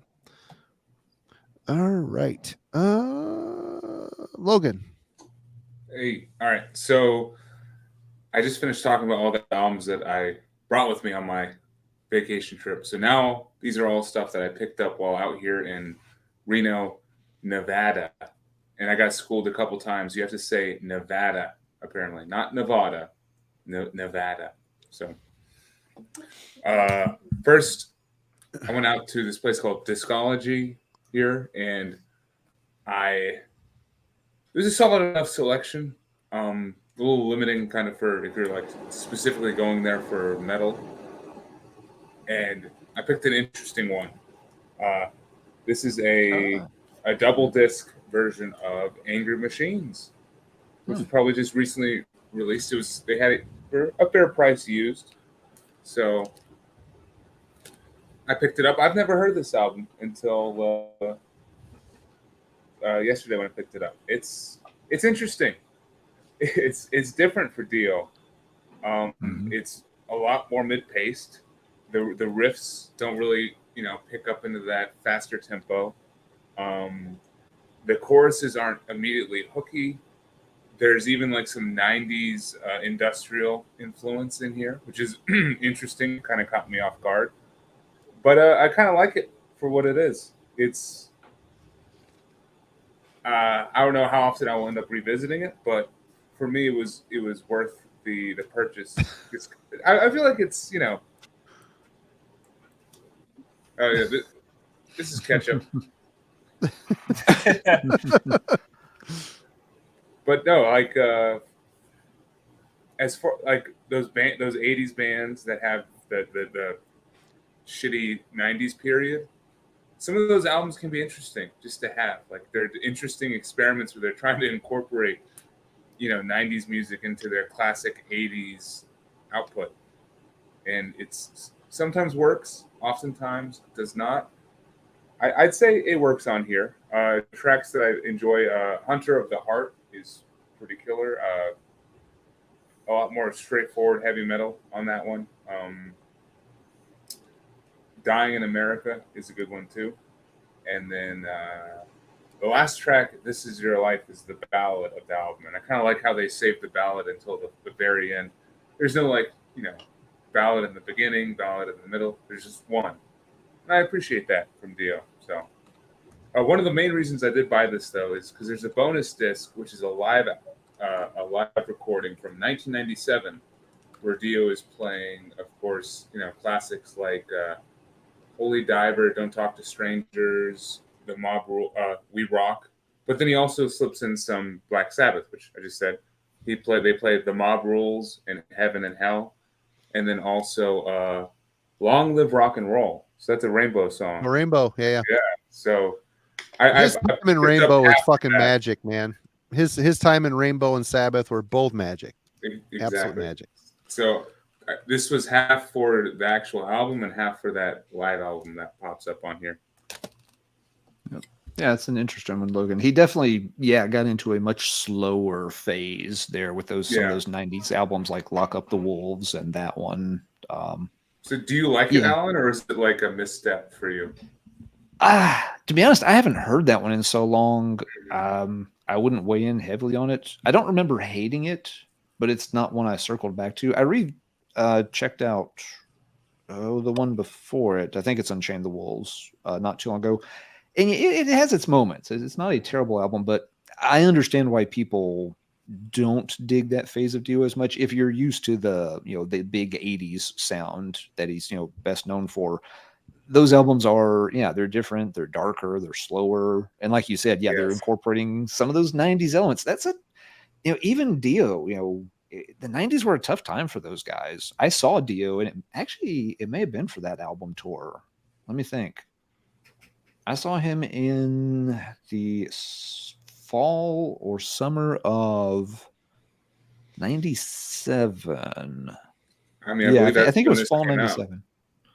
I mean, the bonus live is from 1997. So okay, so probably was that tour. But he was playing. He was just playing a bar in Texas. No stadium, no theater, no nothing. Just go up and get a beer, and maybe a couple of hundred people would fit in the place. They had a good turnout for that size bar, but this is Ronnie Dio playing a bar in the middle of nowhere, Texas, in 1997. So great show. I'm glad I got to see him, and the set was good. But those guys were not playing the big venues by that place, so they were definitely kind of grasping for an audience and trying out some different things with their sound. Did he reclaim that fame with like Magica and Kill the Dragon or whatever? Did he start touring in bigger venues and stuff? Like that's I think it was the Heaven and Hell stuff that kind of got him back. Yeah, I think that's where it really popped. Yeah, even those albums had a mixed reaction from what I remember at the time. But once you got out of the 90s into the 2000s, the Black Sabbath nostalgia was, popping. The Heaven and Hell stuff, yep, you're exactly right, started to get him back on the radar. So a lot of people, remember that kind of phase in the 80s phase, and we just kind of don't talk about the 90s too much. But there's some good music in there. I'll say that. It's worth checking out for sure. All right, Lee. Yeah, and last thing on the Dio, if you guys haven't seen that documentary that came out, it's great. Yeah, it's very, very well done. All right, well, this is an interesting one. So I really like off-kilter, kind of like weird, brutal death metal, and this has that all over it. So this is Anal Stab Wound. Not as bad as it sounds, though. Love it. So I don't think it could be as bad as it sounds, because that sounds pretty rough. No, it's actually, if you like Defeated Sandy, you'll like this. So it's a one man, and by man I mean really more like a man boy, because I think he's like 19 years old. With this guy named Nick Hill, and he does all the instruments. And there's videos on YouTube of him performing, and it's really technical drumming and guitar playing, and the vocals. So he's very talented. But if you dig, Defeated Sandy, Putridity, this stuff is really good. And yeah, I have a soft spot for like new standard elite, like brutal death metal stuff, especially when I'm like, at the gym or something. It's great. But yeah, the name is kind of cringy, but it's actually really more of that kind of like psychedelic, forward-thinking brutal death metal. Like if you like Afterbirth, that latest album, like it's kind of like that. We covered that on the album club. It was interesting record. Yeah. Then my next pick will be kind of similar in that respect too. But yeah, I just think it's really impressive that like a 19-year-old kid basically made this and did all the instruments. And check it out. If you're in the mood for brutal death metal, it is better than it sounds. Sweet. All right. Anal stab wound. Anal stab wound on the playlist. Yeah. And then Laps 9 continue and says, my sister has a lot of those. I'm like, oh my God, dude. Really? Unless that's for a different comment. I don't know, but it just, holy crap. Anyway, Chris. All right. Well, since we're on the topic of anal, this next band, I have a special place in my heart for anal. It's in your heart. In your yeah, or maybe other places besides that. Bands from South America know how to make everything next level when it comes to just insanity and craziness. And one band from Peru that I've always liked a lot is Anal Vomit. The band photo on the back is a fucking classic. Oh yeah, like this one where it's we don't need to show it. It's all good. We don't need to show it. We are monetized for now. Destructor, yeah, where he's like in a graveyard wearing nothing but boots and a leather vest in a bullet belt. Yeah, and that's it. You can tell from the photo he's definitely not a shower. Like, he must be a grower because he's not a shower at all. If I'm going to take a picture like that, I need a little bit of work, but to lead up for it, Yeah, right. Some manscaping and some prep. There's definitely no manscaping. No, there's no manscaping in that picture. But so you're saying it basically looks like a thimble wearing a clown wig. Yeah, he's doing his best brutal Porky Pig impersonation. It looks like kind of like those deep sea worms, like those worms down at the bottom of the ocean, and they're like this little shriveled little thing, and then they just like oh, my cat's knocking stuff over. All right. Anyways, what was I saying? Oh yes, Anal Vomit, Demonic Flatulations. This album's awesome. It's a lot of kind of like Niflheim, like that type of sound of just blackened thrash. Stop it. But this album's awesome. And then they're from Peru, so it's like, it's very Niflheim sounding, but then there's that added layer of craziness that comes out of South America that they add to it. I absolutely love this album. It's so good. It really is, yeah. It got the silver foil treatment. It's so special of a record. What are the names of the band members? Noiser, who and I love this too. Like Noiser, he's alcoholic guitars, oxidized strings, bestial distortion and hell noise. Destructor, brutal drummer, cheap alcohol and dealer. And then Possessor, axe with 4 strings, black vomits, and bitches. Like these guys just they don't care, they're not trying to impress anyone.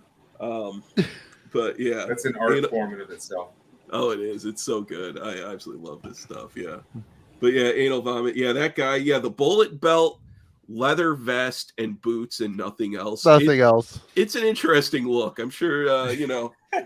There are probably some leather bars where that style would fit in well. But yeah, I applaud him for having the courage to. It definitely takes some stones for sure. Yeah. All right, Alan. Well, now for something completely different.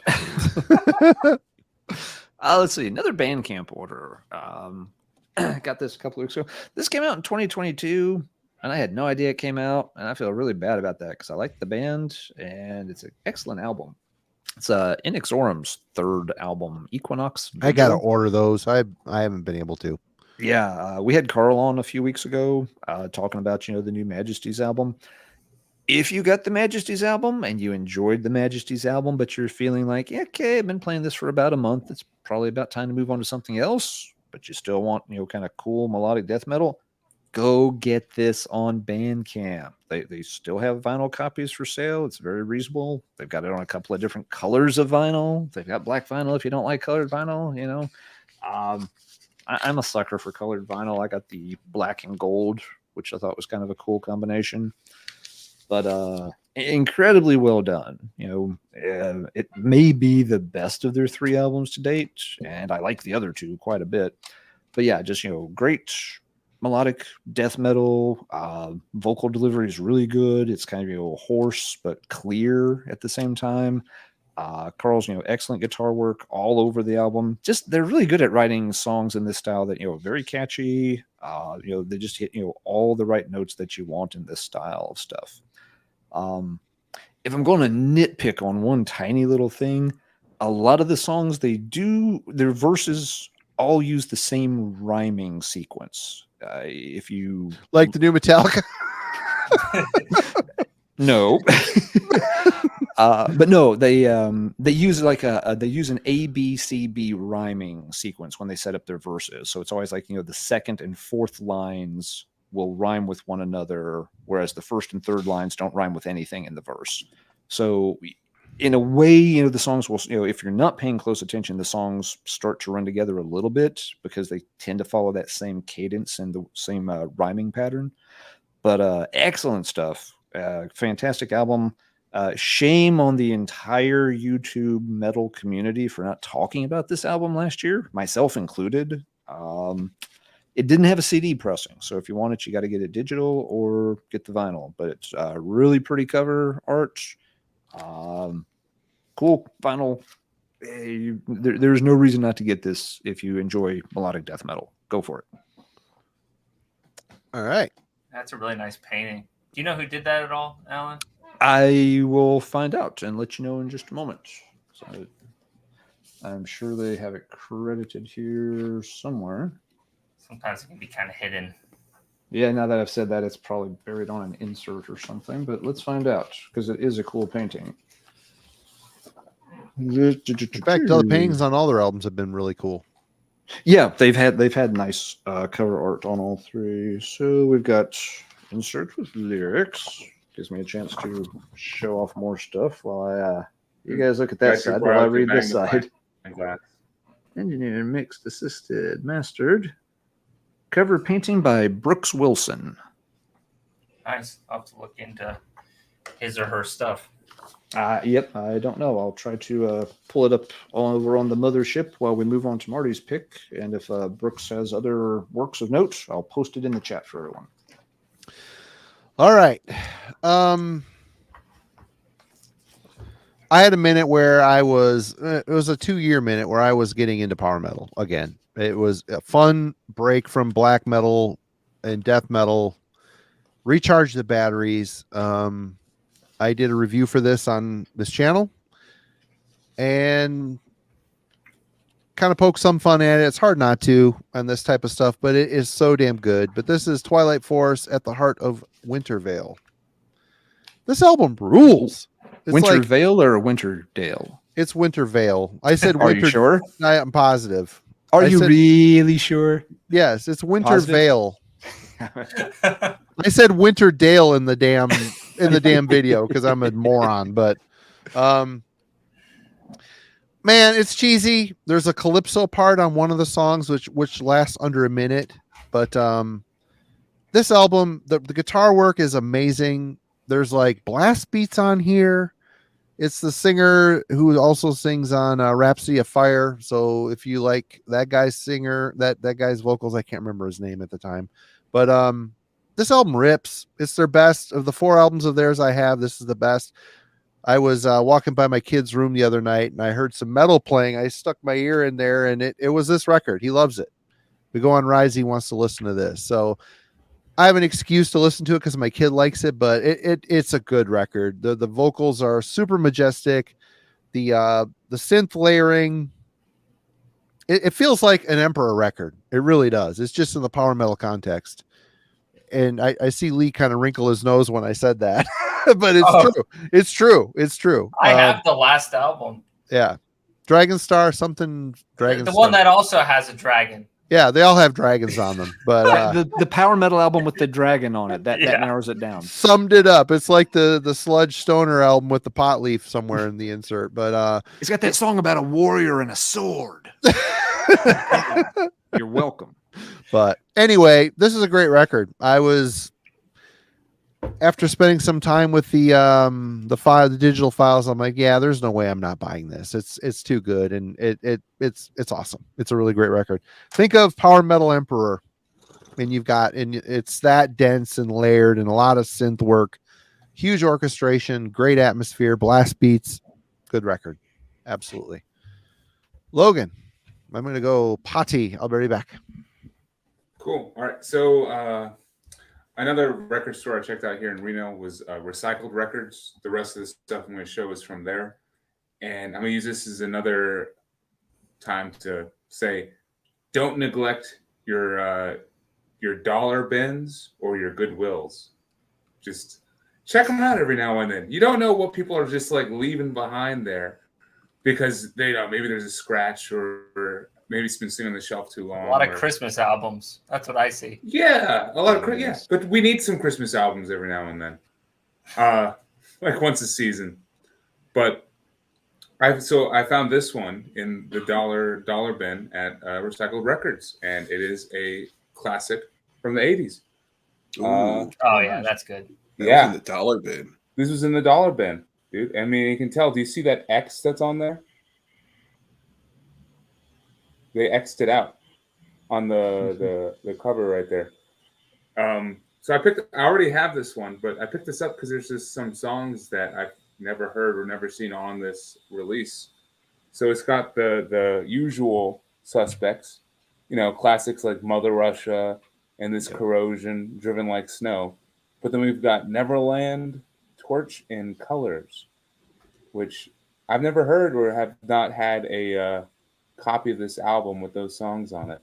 So have any of you guys heard these Sisters of Mercy songs?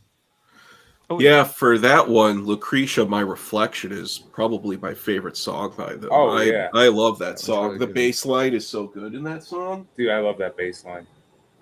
I'm curious what pressing that is because that one looks different from the pressing that I It's have. different from what I have at home because I have a one with just as I said it stops at Driven Like Snow. Yeah. And so it's on Merciful Release Records as well as East West. I don't know. So I'm gonna have to get it home and listen to those other 3 new songs. But this is the best.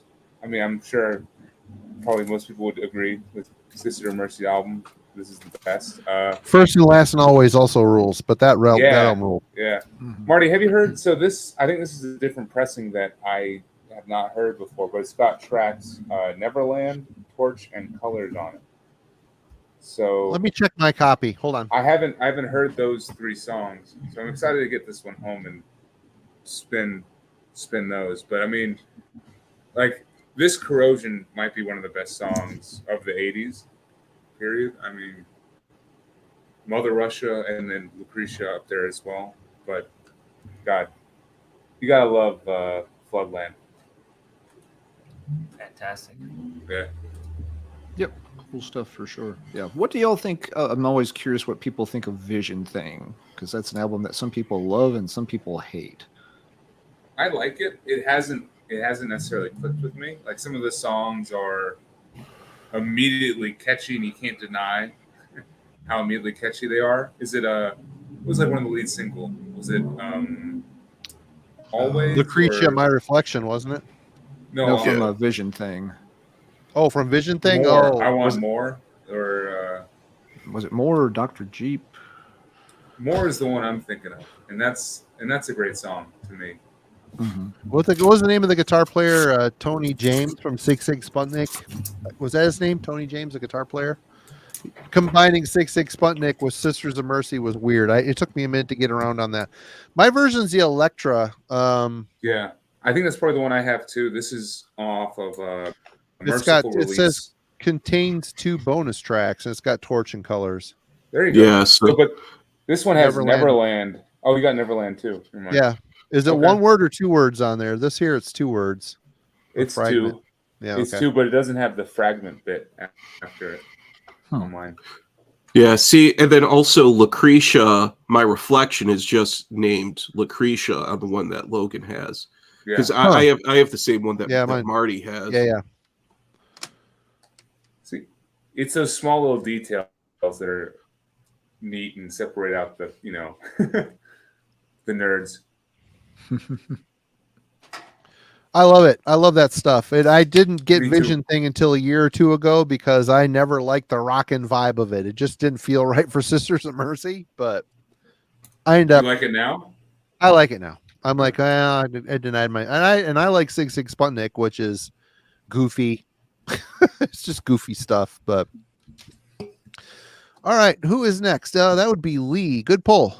Great record. Logan, have you heard Fields of the Nephilim? I have not. They are on my Oh list my though, God, Marty. dude. They highly recommended from you. They're on my list. Awesome stuff. Lee. So I got another kind of weirdo, brutal death pick. We got Lycia, Aflame, Elvin Friss. You guys familiar? You dig this one or not really? I'm Don't a know big this fan one. of their record shelves. Sorry, dad joke.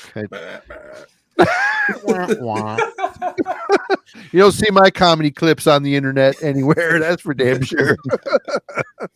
Anyway, go ahead. Basically, like this album came out, I believe, in 2000, and band from Prague. They basically released this and then just like died off, and it is super weird and interesting. So some people compare it a little bit to Nile, but I think that's kind of a surface level thing of having a little bit of that Middle Eastern influence. But a lot of the album has very major sounding guitars, yet it's brutal death metal. So very ahead of its time. Yes, absolutely, Logan. And it kind of reminds me a little bit of like Demolic's Nespith in that way too, where it really wasn't respected in its time either. I feel like Afterbirth, I'm talking about them again. I think they took a little bit from this wheelhouse, but I don't know any other band that sounds quite like it. But yeah, it's definitely like a cult album, and it's pretty hard to come by nowadays. I think I paid quite a bit for this CD copy, and I don't think they've had any reissues recently, but really interesting album. I've never heard anything quite like it, but yeah, curious to see what people in the chat think. Yeah, that's too expensive for me to own right now, unfortunately. Good pull, though. Yeah, and I had to do like a want list and like really hunt it down to get like a decent deal. Even then, I think I paid too much. Yeah, I don't know that one. Interesting. Logan mentioned Christmas albums. This is the only Christmas album you need to own. Twice. Nice. The categories. right. The cat agrees. Chris is up. Yeah, he just woke up from a nap too, so now it's Play gonna be- time. Pay Oh. attention to me time. Yeah. Oh yeah. All right. So since we're kind of on the topic of maybe industrial goth, whatever, this is a controversial album. A friend of mine was just up here to see Depeche Mode a few weeks ago, and we were talking about this, about how this is our favorite Skinny Puppy album, but it seems like most other people don't really care for it, and that's The Process. I really, really like The Process. I think it's a really good album, and the thing about this too that I like is in this time in the mid 90s, many metal bands were trying to adopt an industrial sound, but then also industrial bands were trying to adopt a metal sound. And It started for them on Rabies, thanks to Al joining in on messing things up. Anyway, go ahead. Right. Yeah. Rabies, I have mixed. It's more of like a Ministry album in my But the opinion. song Warlock is a fucking monster Skinny Puppy song. Yeah. Amazing. Anyway, go ahead. Yeah. Sorry. But the Process, I really, really like the Process a lot. I would love to see this get a vinyl pressing. Never finally. has? No, never. Wow. It's just CD and tape. I really like how, and I heard too that they didn't want to do a metal album, but they were just kind of pressured into it just because that was the thing at the time and stuff. But I think they did a really good job on this, of just the way the guitars are sampled and distorted, and there's some really weird tempos. It's some of the songs on here. I think the Process is a great album. I mean, Vivisect V or whatever it's called. I would put one of those that side by side with this as being like, okay, these are my favorite Skinny Puppy albums, but this one is such a different Skinny Puppy album. But yeah, I've been listening to this again in the past week or so, and I still really like it. I think it's pretty solid. That's another one I picked up a couple years ago. I missed it during the time because I had friends that had it and I didn't like it much, but buying it a couple years ago and listening to it, I enjoyed it more. But it sounds like a band that's broken, and they kind of were. Drugs were running through them, and there was a lot of bullshit going on and problems. And I've got all their stuff now and largely like all their eras, but after Dwayne died, they got a lot dancier, and I even like that. I like that a lot. But yeah, good record. It's a good record. It took me a while to come around to it, though. I think this was the first one they put out after Dwayne died. He's on that record, isn't he? But he died shortly thereafter. Yeah. Because there is like it's dedicated to him in the liner notes. Yeah. But yeah, I really like this one. Their comeback album without Dwayne was called The Greater Wrong of the Right. Mm-hmm. Very dancey, but a good record. I liked it.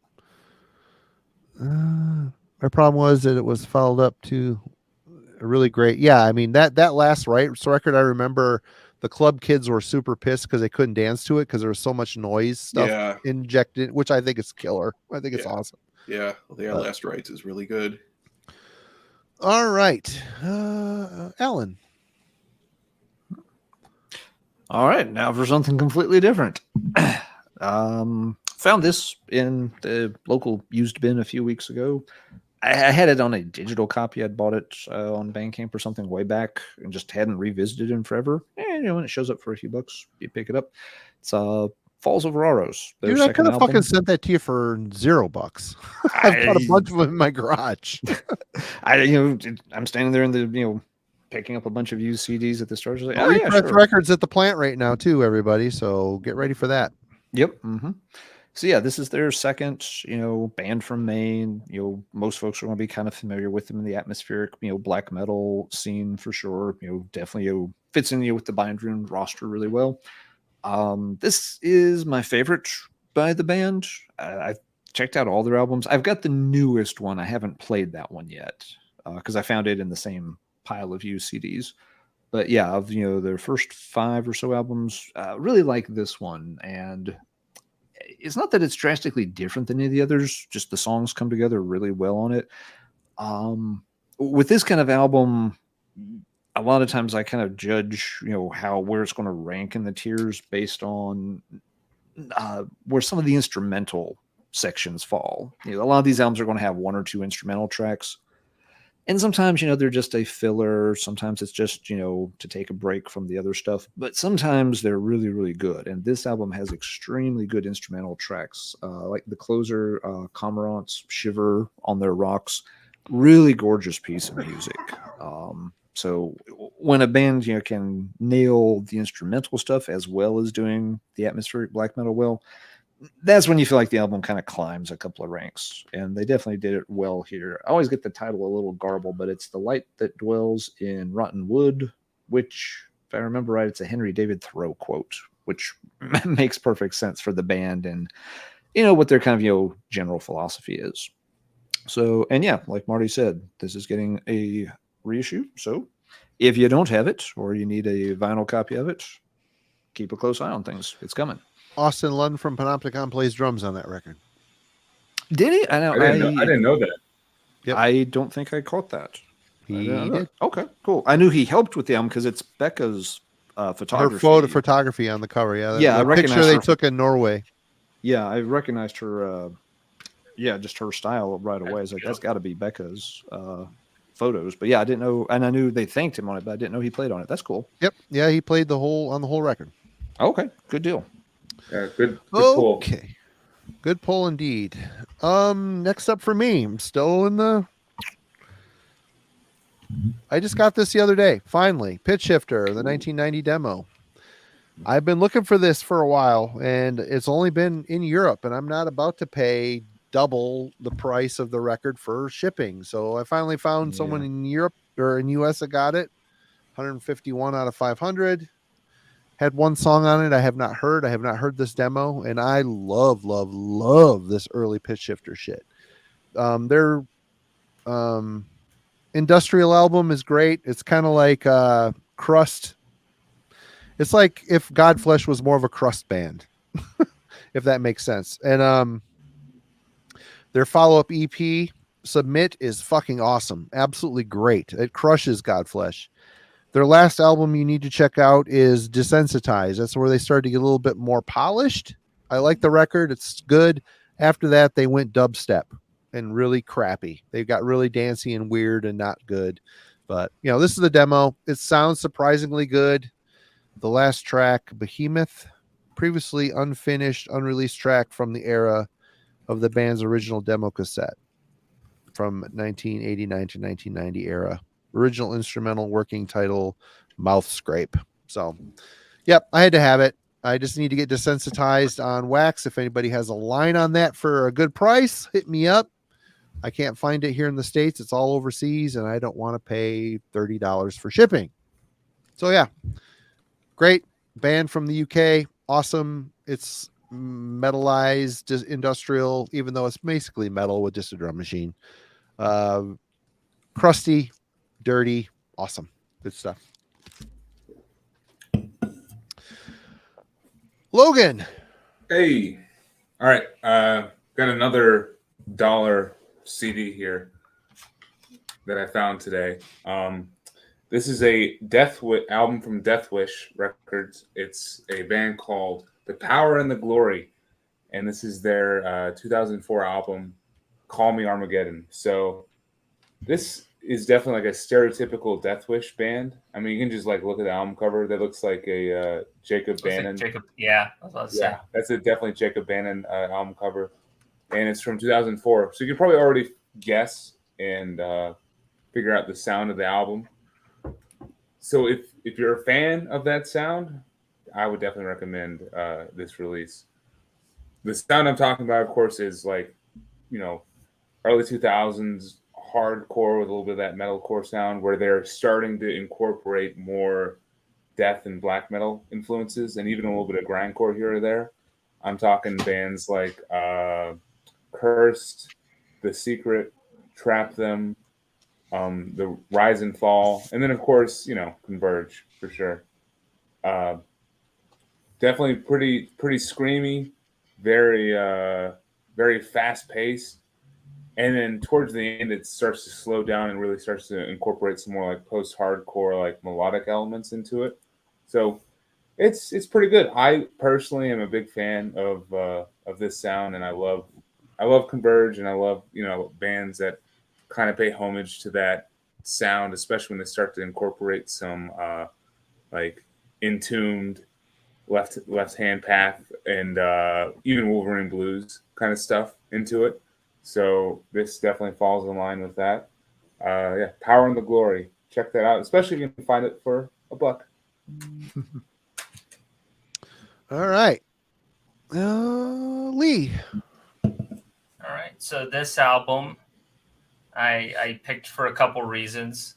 One of which is I checked on Bandcamp, and I believe you could still buy a CD, and it's only $6. Marty will obviously know this. It is Cedar with Ooh, nice. getting a Gap. Yep. It's So, a great record. Yeah, I think it's just it didn't really get its due from what I understand. I mean, you're obviously going to know a ton It's more still, about it. I still got a bunch of CDs of that left, and it's sells on Bandcamp. It's weird. Every once in a while, I sell maybe one a month. It's still hanging in there. But anyway, go ahead. But yeah, like people buy this thing. It's ahead of its time. I think it came out in 2011. It's long form, so it's a pretty long album. But like, in my opinion, some of the vocals sound a lot like Michael Ackerfeld, like at its peak. That's what I hear. Austin Lund from Panopticon on guitars and vocals. Wow. Yeah. Yeah. But yeah, this thing's exceptional. It's very meditative, very crushing, very heavy. It's definitely like the, death doom.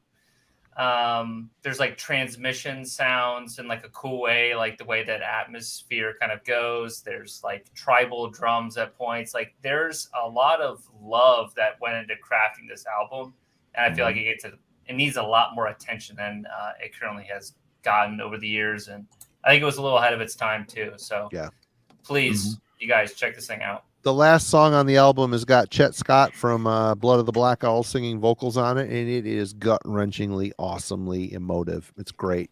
It's his best performance. It's a killer album. Holy shit, Glenn! You didn't have to do that, man. Wow, thank you, Glenn. That's crazy. Thanks, man. We appreciate you. Cheers for that. Thank you. But yeah, that's a great pick, Lee. I love both the albums by that band. The debut for Winter Fire? Yep. For Winter Fire is excellent as well. It's not quite as long form and expansive as that one, but it still has the same overall vibe. Really, really, like you said, really well put together. You could tell he put a lot of love into it. I like the way he described that. Excellent and very, very underappreciated. Very overlooked. Was Austin on the debut as well? Oh yeah, yeah. Yep. It's his band. Okay. Him and Wesley Crowe are the two main band dudes in that band. I think John Kerr was listed as being the drummer on that record, but I think Austin played drums on that as well. So Austin is a super prolific, amazing musician, and he's really good at just about everything he does, which is awesome and annoying at the same time. Well, visual artist too, right? He is a visual artist too. Yep. Great illustrator, good designer. Yeah, all of it for sure. Awesome. Okay, Chris. All right. So this next one, Logan was just talking about Converge. Converge are, over the years, I've fallen out of them, but I always try to see them when they're live, especially back in the 90s, early 2000s, when I was going to shows the most. They were one of those bands that was just always on tour, and I've seen them quite a few times.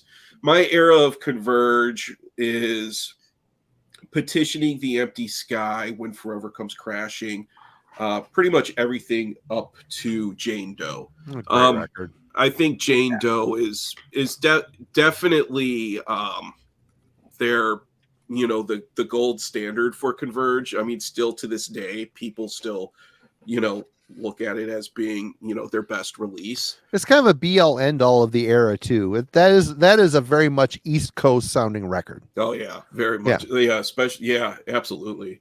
When this came out, just the opening song, Concubine, when I heard that, it just blew my mind. I mean, it was so good. Every song just flows right into the next one. Hell to Pay, Home Record, The Broken Vow is really good. Just everything on this album, it's flawless. It really is. This is the first press that, I don't know, it's like some Coke bottle, I don't know, white something or other. I would have preferred black vinyl, but whatever. Equal Vision Records. I mean, this is a landmark album for that whole metalcore, movement that started. Another album a later album that I really do like a lot is All We Love, We Leave Behind. I think that's a really good one. it's really vicious. Some of the other ones I just haven't really listened to them. It's not really like a sound that I listen to that much anymore. But I still go back to Jane Doe and When Forever Comes Crashing, which I think When Forever Comes Crashing is tragically underrated because I think that's a really good album too. But yeah, Jane Doe. Good pick. Damn. I gotta back Chris on that one. That's a favorite album of mine for sure. Jane Doe, you can't go wrong. And the What We Love We Leave Behind, great one too. I also like The Dusk and Us. I'm kind of with Human Falafel here in the comments. Still releasing great albums. I'm a little iffy on that Blood Moon one they just put out. Like it is a bit much. Yeah, it's great in pieces, but then you start to forget that it's Converge, and that's a little bit of a problem, kind of for me. But Converge also are top notch. Yeah, I mean it happens with highly influential bands like Converge, where now there's just this sea of imposters who wanted to sound like Converge, and I just got tired of just exactly. You know, I got tired of that sound just because so many bands were just trying to go for that or go for Dillinger Escape Plan. Or At the Gates, Slaughter the Soul. They inspired the whole mallcore new metal shit, and Cannibal Corpse with the brutal New York style death shit, you know. Yeah. Right on. Alan. And now for something that's completely different. I've never quite known what to make of this band. I've had this forever, and I know a little bit about the band, but not really much. So dug this out and played it recently. It's a band called Circus of Power, which is not a good name for a band. The album's called Vices. It came out in 1990. It's actually a major label release. They were on RCA. They did 2 or 3 albums in that late 80s to early 90s. They were out of New York. Their sound is really hard to describe. This is one of those things that, teenage me bought, from like a used, literally is a dollar bin kind of thing, just looking through used cassette tapes. And it's just like, well, I don't know. That sounds and looks like it could be kind of heavy. So I picked it up. And I've always kind of liked it. But I don't really know what the heck to call it even. Some of the songs are a little bluesy. Some of them have a little bit of that kind of swampy vibe to them. Others feel more like, what hard rock and kind of merging a little bit into the alternative direction around 1990. It doesn't really fit in with the glamour hair metal scene whatsoever. It's not really got that vibe. Maybe a song here or there touches on it, but not much. I'm not sure. I've heard here and there that they had a little bit of like a biker reputation and that they've kind of been popular in that kind of scene.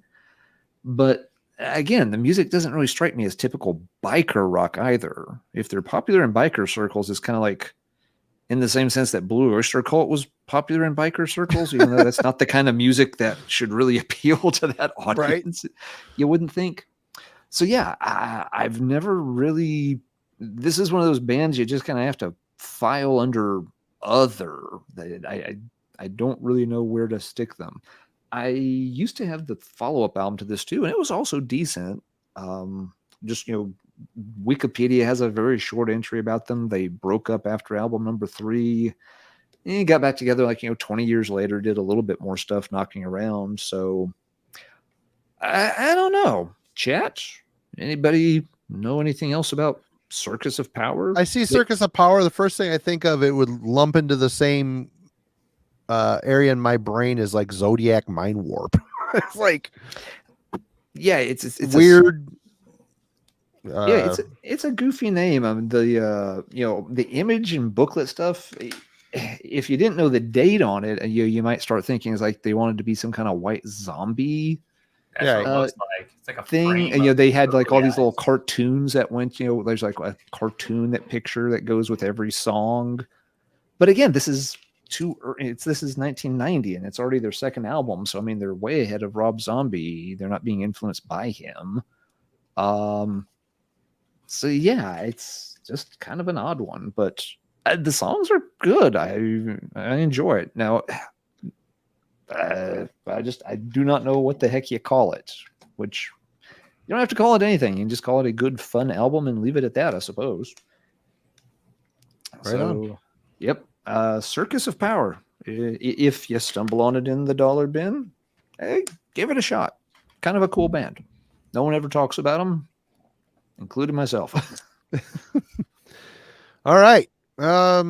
This is a recent acquisition. I'm trying not to buy shit. Of course, I'm failing miserably at that. I went to me and my buddy TJ, who many of you will know from Wednesday's Album Club and The Glorious Dead. He came out the other day, and we went to the local record shop. In the new arrivals bin, there was a lot of strange punk-looking records that were kind of unassuming, and then this one was there. I'm like, oh, I know this. This isn't. There's two Nauseas. There's an East Coast and a West Coast Nausea. The East Coast Nausea, the New York Nausea, is like a crust punk type of band. This Nausea, some of you would know maybe from this guy right here. It's Oscar from Terrorizer. The singer for Terrorizer is World Downfall. Yeah. This is his other band. I was quite surprised this was sitting in the recent arrival bin. Someone must have unloaded part of their collection. This is a Wild Rags OG press for Crime Against Humanity. I've heard of this band. I think a buddy of mine put one of the songs from this on a mixtape back in the day. So I'm like, $11 in this place. If Alan, if you ever come here, the place, they didn't know what they had. They priced it for $11. Most of their shit is so overpriced there. So I snagged it. I'm like, yeah, there's no way I'm not going home with this. And it's solid. It's solid death grind punk kind of thing. It doesn't really go into super fast blast beats. It's more of a quicker pace. Obviously it doesn't have Pete Sandoval on drums. So he thanks the members of Terrorizer in here. So this must have been a post Terrorizer project. Heartburn from those stupid hipster tears. Yeah, I mean, this isn't a record I've listened to once. I'll listen to it again. It's got a killer old school vibe to it. It came out in 91. Very cool. I'm glad to have snagged it for $11. It was very strange for this to turn up in Traverse City, Michigan. I'll tell you that much. Yeah, the West Coast Nausea is the best Nausea. Everything that they've put out is really good. Their comeback album is good as well. What's that one called? Condemned to the System. Yeah, solid. I haven't heard it. I just have the popular one. I can't remember the name of it off the top of my head. Anyway, we're clouded with alcohol at this point. Logan. Hey, all right. So last dollar find of the day I will show. This was a weird one for me. I never heard of this band until today. Picked it up, and it's an interesting album. It's called Dying Passion, and this is their second album called Voyage.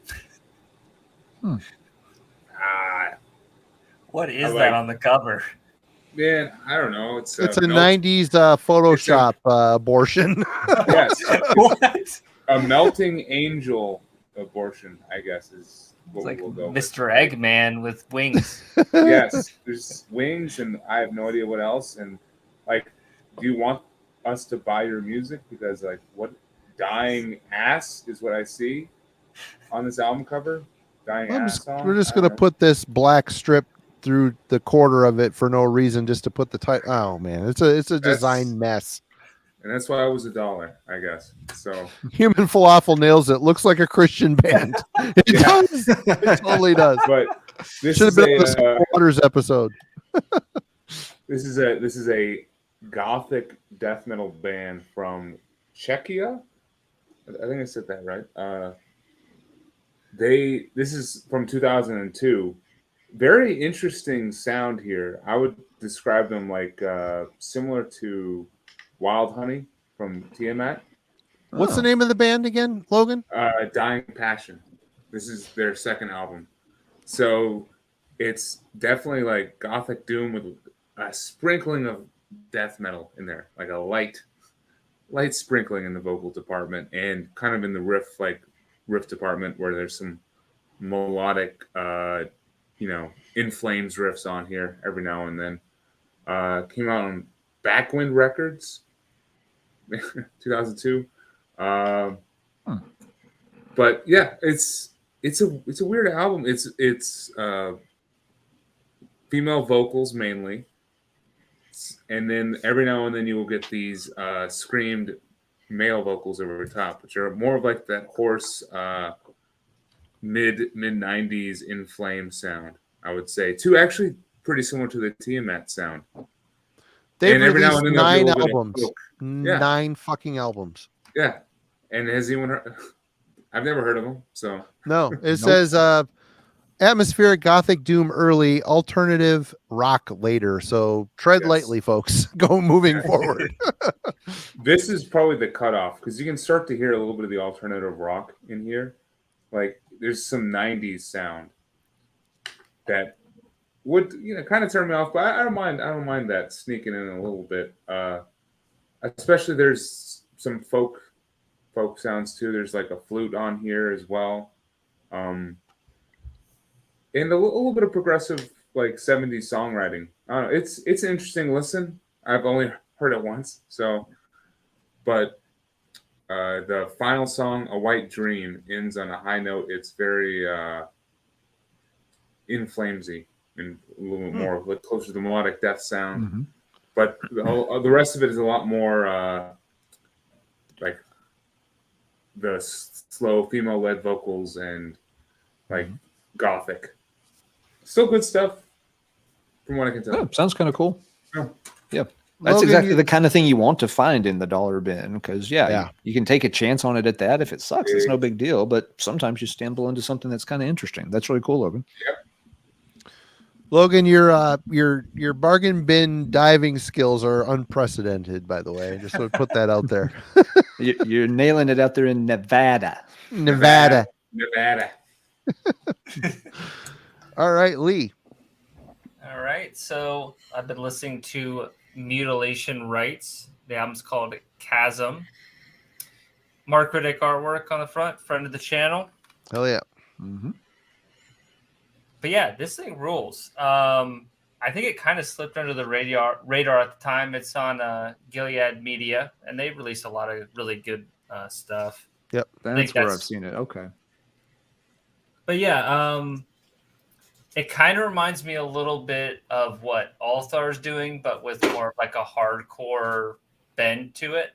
And by that, I just mean like Altar has the death metal and black metal, and they kind of fuse it together. Mutilation Rites, I believe, used to be more black metal, and then they've just become more and more death metal. And I don't think they've released anything recently, but this thing is extremely hard-hitting, great drums, really unhinged vocals. I think it's definitely needs a little bit more of attention, but I think this thing's pretty awesome. That's kind of an atypical piece for Mark, too.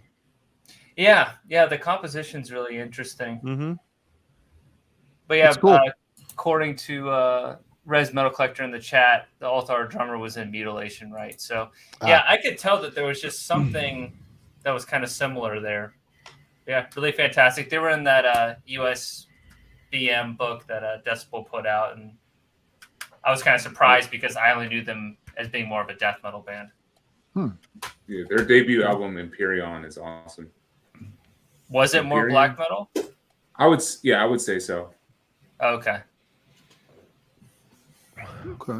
Yeah, I've seen this on lists before, but never have checked it out. Cool. Okay. Alan. Nope. Not my turn. Chris, sorry.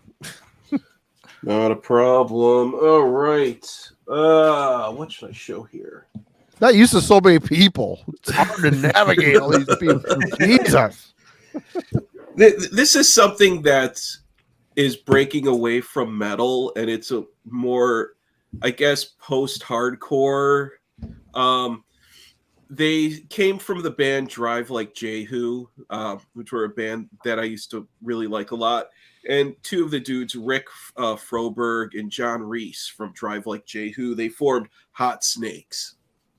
And Hot Snakes are awesome, and especially this album, Audit in Progress.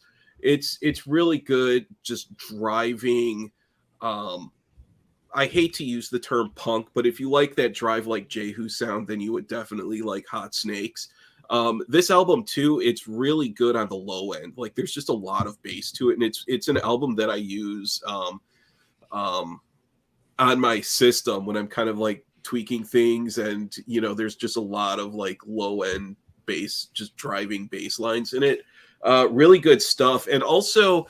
I think it's the dude, John Reese. I think he's the one who does all of the illustrations for all of their album art.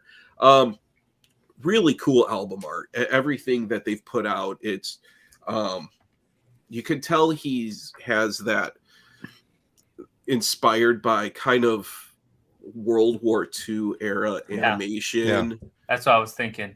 Yeah. Kind of like a lot of, I mean, like Steamboat Willie shit. Yeah, exactly. Yeah. And it looks like Felix the cat in his lap. Yeah. But yeah, that whole style of like what comic books, a lot of like everything back then was real warmonger. But a lot of it still, you know, just that style, the way everything is illustrated really is unique to that time. But yeah, if you haven't listened to Hot Snakes, check them out. Every album that they've put out is awesome. And again, you know, the packaging. I mean, my thing, the way I love like just the layout, just the way everything is, the art direction on everything is awesome. The quality of the printing and everything is really good. So Hot Snakes are really awesome. And a hot snake is also... If anybody knows what a hot snake is, that's a bathroom humor reference. If you want to imagine what a hot snake is. Snake a coil. Yeah. Yeah. Yep. Awesome. All right. Now it's Alan's turn. Sorry. We need to jump the line there. It's all good. All good.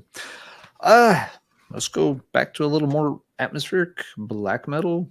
Another one that just found cheap in the local used bin was a EP by Old Grave, and I want to get the name wrong if I don't read it, so let's just read it.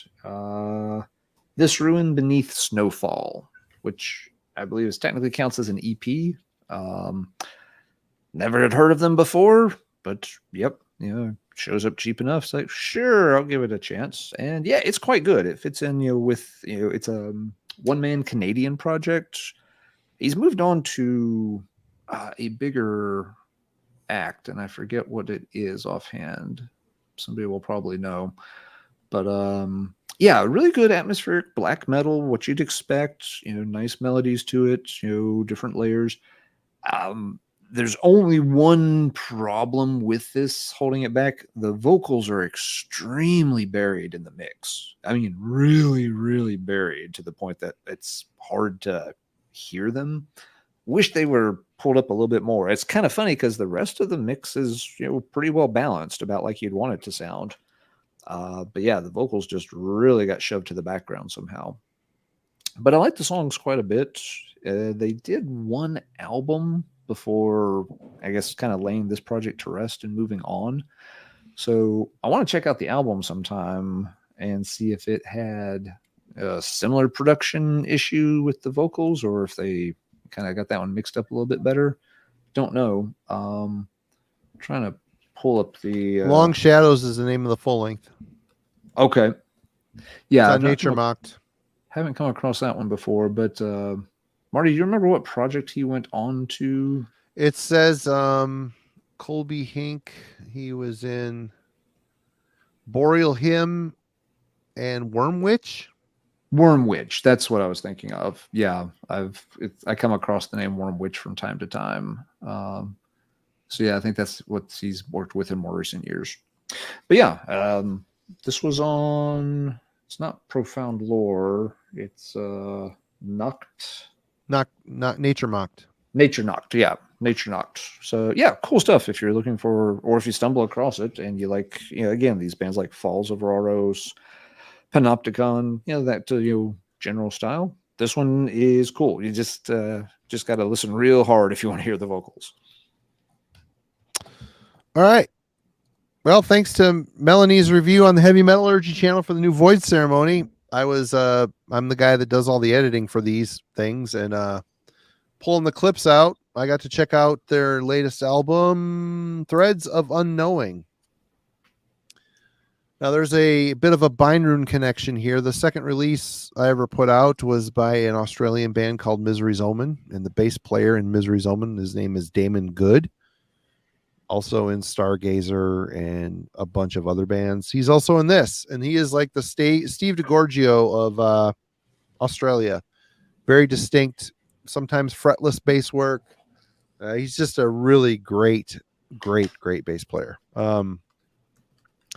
This is very proggy death metal. I love the cover art. I don't know who did it. Don't make me look, Lee, because I'm. No, it's all good. It's killer art though. I love the color scheme. The purple and the purple color palette they got going on here is very nice. The lamest thing about this is the logo. They didn't put any sort of, I don't know, it just looks kind of cheap up against this killer art. But anyway, very proggy death metal. The bass is very predominant. It sticks right out there. Very cool, unique style. Want to listen to it once. I also bought their debut album as well, which I have not listened to yet. So I didn't pull it for today, but thanks to Heavy Metallurgy Reviews, I got turned on to this record. Thanks, Melanie. Very good stuff. Logan, how are you hanging in there in the dollar bin? Man, I'm struggling a little bit. How many more do we have? Can I ask? I don't know. I've got a bunch still here. We're good. All right. We're approaching the 10, so yeah. I'm allowed to pull like a couple from my phone, right? I have one more. I did. The first one I did was off the phone. Okay. I have one more on CD, but I have to save it for the very end. So I'll start going from phone. Speaking of Heavy Metallurgy reviews, I want to highlight one that was dropped, I believe, last week by Mr. Kellen. This is Land of Sleepers. Pigs times 7. And yeah, it's good. Initially I was turned off by this band based on that name. I'm like, that's stupid. It is stupid. I don't want to listen to your band. But the music is good. It's like artsy sludge metal. I'm thinking like Melvin's Big Business, a little bit of noise rock in there. Chris, you probably like it. It's pretty adventurous. They do a lot with the songs on here. The final track, Ball Lightning, great song name. They slow it all down. They bring in some female vocals, but then at the same time, the male vocals are still like these like gruff and harsh sludge vocals that I love. And it really works and ends the album on a high point. So I will probably try to pick up this album at some point in the near future, thanks to a Heavy Metallurgy review. So, cheers. So if anybody's wondering, yes, there's a whole nother playlist section of this channel that has Heavy Metallurgy album reviews on it. Go check it out. We've got folks helping out from all over the Metal VC. It's cool. We're having a good time with it. And people are checking it out. People that check it out like it, but not as many people as these live streams. So I know reviews seem kind of like a dead medium in this day and age because anybody can just go click, click, click and listen to whatever the hell they want. But it's still cool to get a person's perspective on it. Anyway, Lee. Cool. I've got a couple more. And I popped in the chat the album artwork for Void Ceremony. It's the same guy who did Majesties. Oh, cool. Same dude. Yeah. Which I have right here also. But yeah, it is really, really awesome painting. I think he works digitally, but it has the look of like an oil painting, which is awesome. It does. So I think Logan and I probably can connect on this just because we're pretty similar in age. Yeah, you've already seen it. I saw what you showed. Yep. Yeah. So high school, this came out and it was a very big deal at the time, especially for like my age group. But basically, the Faceless started out as like a deathcore band, became more of a technical death metal band, and then really just, fell off the wagon with Michael Keane's heroin addiction, unfortunately. But this album is something very special. It's only like 30 minutes long, but it really takes you on a journey. It just brings me back to being in high school and like, that age, whatever generation you are, it's incredibly impactful for what you really enjoy and what kind of shapes your taste. But I think this album really holds up over time. Came out in 2008. I could see people maybe not digging it, but for me, it's a masterpiece, and I really do enjoy it. That has a very what do you call that? Like oh God. Thy Art is Murder look to it. Is it that kind of stuff? No, it's No. way better. Have you never listened to this album, Marty? Yeah, it just has that look like it would fit in that scope, in that style. It's like technical death metal. Okay, cool. There's but some like- cynic in there too. Exactly. Cynic focus, a little bit of Sweet. that in there. Huh. Like slight. That is a great album, Lee, and I'm right there with you. That was a very big one for me. I mean, the title track and opening song "Prison Born" and Ancient Xenochrist, is Covenant, that it? coldly Ancient calculated Covenant. design. Yeah. God, I love that album. I mean, all Good call. the high school bands that I was like in and stuff, everyone just wanted to start playing guitar like Michael Keane and learn sweep picking and stuff just because of this. Like it was that influential for that age group. That was like a peak of an era for sure, I think. Yeah. I wish I was smart enough to know how to sweep pick. I can't move fast enough. It just doesn't happen. All right, Chris. Okay. So this next one, this is a band that I really like a lot. I celebrate their entire catalog. They're from the DC Baltimore region, so I have that connection from the time when I lived in Baltimore. And that is a band called Ilsa. I really like Ilsa a lot. They have a unique sound. They're sludgy, death metal-y, but with like a crusty sound to them. A lot of times it reminds me if you had a sludge album and you played it at 45. Really good stuff. Tortured vocals, really painful sounding vocals, which I really like. I saw them play in Baltimore. I think it was maybe at Sidebar or something. And the vocalist, when he's on stage, he has this swagger on stage where he just paces back and forth, like yelling at the crowd. Like it's like this abusive stepfather type of demeanor about him on stage, which I think is really good. But yeah, Ilsa are awesome. Everything that they've put out is really solid. I like them. I like them a lot. This is their first full length called Tutti Il Colori something. Tutti El Fruity. Yeah. And all of their album art too, another one too, where all of their album art, everything is really consistent from album to album. Isn't that early Dark Descent press? Is that like early Dark Descent band? I could be wrong. They were on Dark Descent. I think the CD is on Dark Descent. This is on Contagion something or other. But yeah, Dark Descent, A389, and then some of their later stuff was out on Relapse. Those are like the three albums. The three labels that has put out all of their stuff. But yeah, I highly recommend if you wanted to check out Ilsa, I'd say go for the first one right here. Sweet. Okay, Alan. All right. Over here. adding stuff to my Bandcamp wish list thanks to Wade. I'm getting those other Nun albums bookmarked so I don't forget about them again. Thanks, Wade.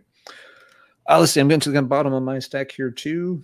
Finally got around to picking this up because it showed up used and cheap. And never had really paid it any attention. It was one of those albums I was like, I'll hear it sooner or later. Mayhem's Damon album. Nice. After Esoteric Warfare, I was in no hurry to hear what Mayhem did next. That album did not do anything for me on first listen or second listen or third listen. So yeah, but this one came out and I just wasn't paying any attention to black metal at the time, so didn't really fully register. But yeah, got it in the used bin and fairly impressed with it. It definitely is a bit of more of a return to form. It's got a much better production than anything Mayhem has done in a while. You know, Esoteric just sounded very weird and kind of thin. Ordo Ad Chaos, of course, had a very strange production. Oh, it's such a crazy record. I like that record. I do like that album, and I actually don't mind the production on that album, but it's very thick and kind of gauzy sounding. Kind of lo-fi too. You notice it's like, kind of weird. It's like the band's playing like above you or below you. Yeah. Like that's what it sounds like. Yeah, it's very weird. And Chimera before that had that very clean, kind of sterile production. So yeah, this one has just kind of a better, more well-rounded production to it. I was really impressed with some of the songwriting overall. Of course, their next generation of guitarists. What's this one's name? Tromlek. Tellock. He's got anybody interested. He has his own YouTube channel where he does a lot of. He's kind of like an Ola England. He does a lot of guitar type stuff and chats with his community and stuff. Listens to other bands' music. Anyway. Oh, okay, cool. Yeah, but yeah. Again, after Esoteric Warfare, I wasn't really sure what they were going to do, but I like his compositions on here. All the guys, contributed, to. They have songwriting credits on different tracks, so they were definitely working in different combinations on things. But yeah, I think some of the tracks, he did are some of the stronger ones on here. Now on the other hand, this doesn't necessarily push the band in any new direction. I have seen some folks refer to it as it's kind of like Day Mysteries, little cleaned up, maybe. And I suppose that's fair, but it's still a pretty solid album. I was surprised how much I liked it, and stayed in rotation for a while before I put it away, and then got it back out tonight because it has been in rotation a good bit recently. What did you all think of Damon? Step in the right direction, just treading water, too much of a throwback to Day Mysteries, none of the above?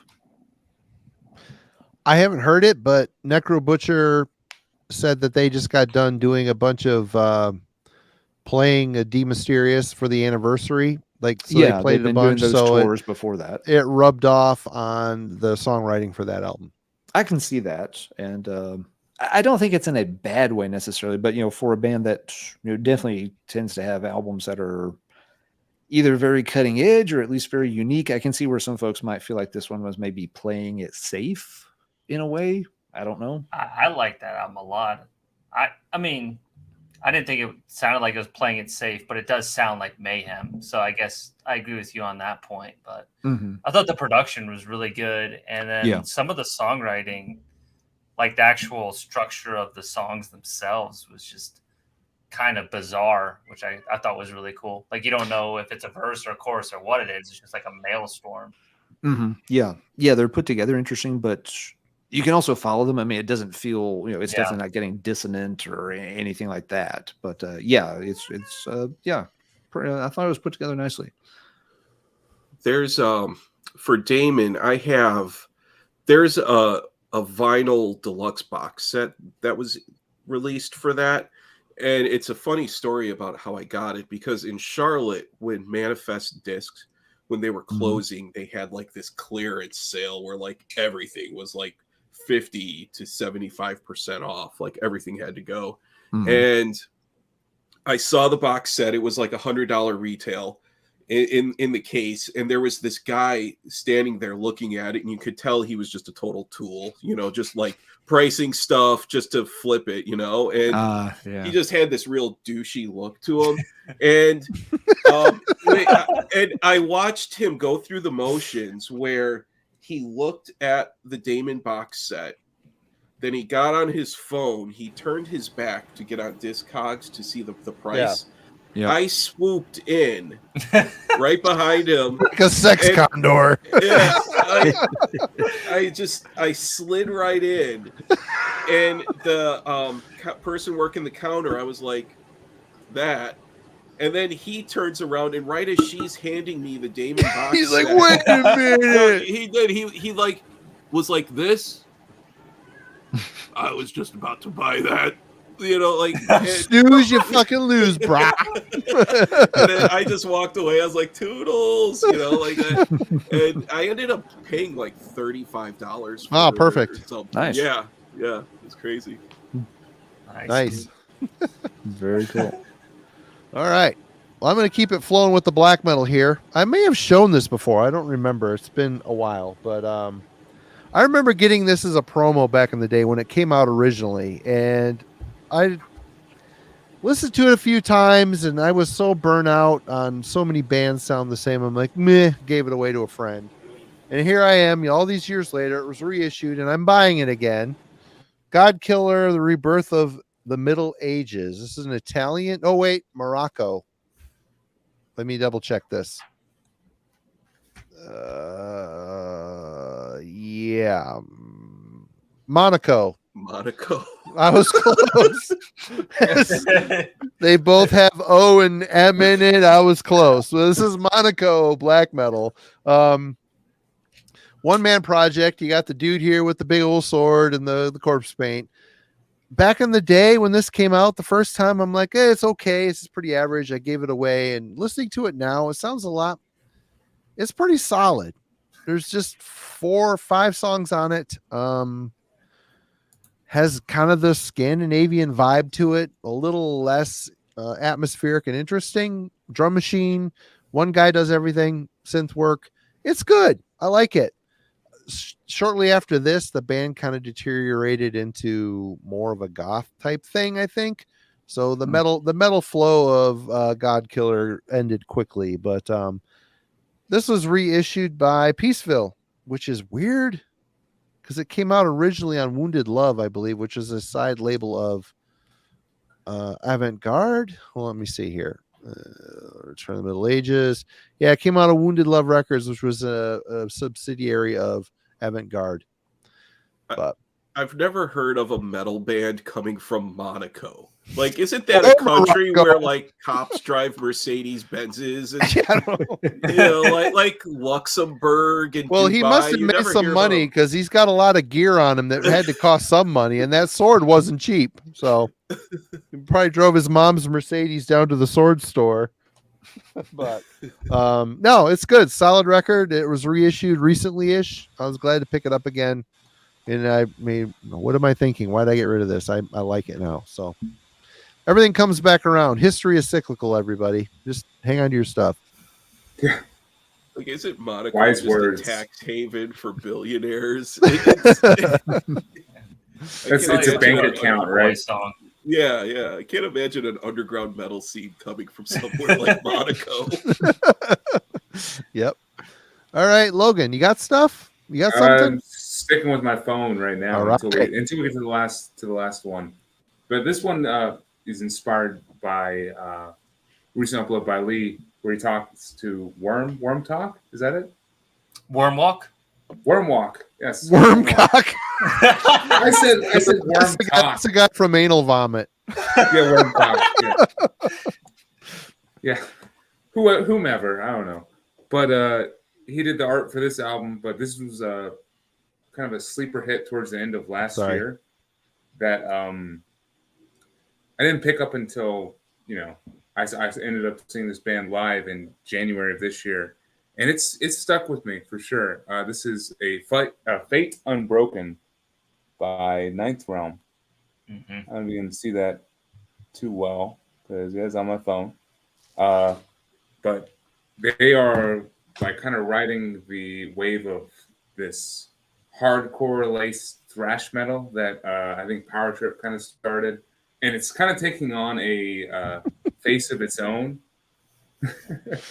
Worm cock. God, I'm so sorry. Yeah.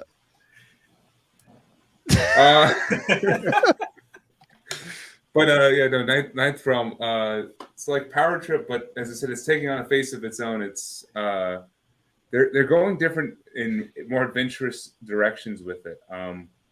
Like High Command is more of like that, epic style. Spirit World is like Western themed, hardcore thrash, the crossover kind of thrash, and Ninth Realm are kind of similar to High Command. They kind of call themselves Sword and Sandalcore.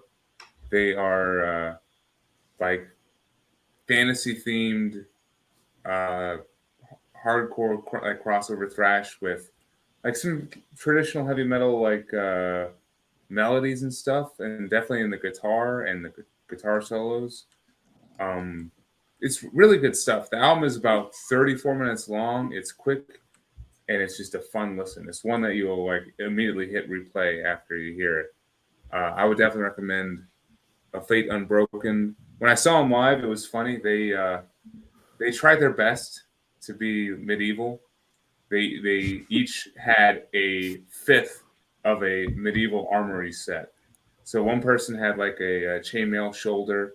The other one had like a chainmail like helm, and then someone had a shield. Together, they could have made like half a knight. It was they were fun live though, for sure. Buy their merch; it's going to the rest of the set. Yes, they're Gonna get collecting it. Yeah. For the second album. All right, Lee. This is my last pick that I grabbed. It's also black metal. So it's Revenant Marquee, Youth and Ribbons. So it's raw black metal, which isn't typically my genre of choice, but kind of fell into this band, and I really like how disturbing they are. Like, this is really unsettling stuff here.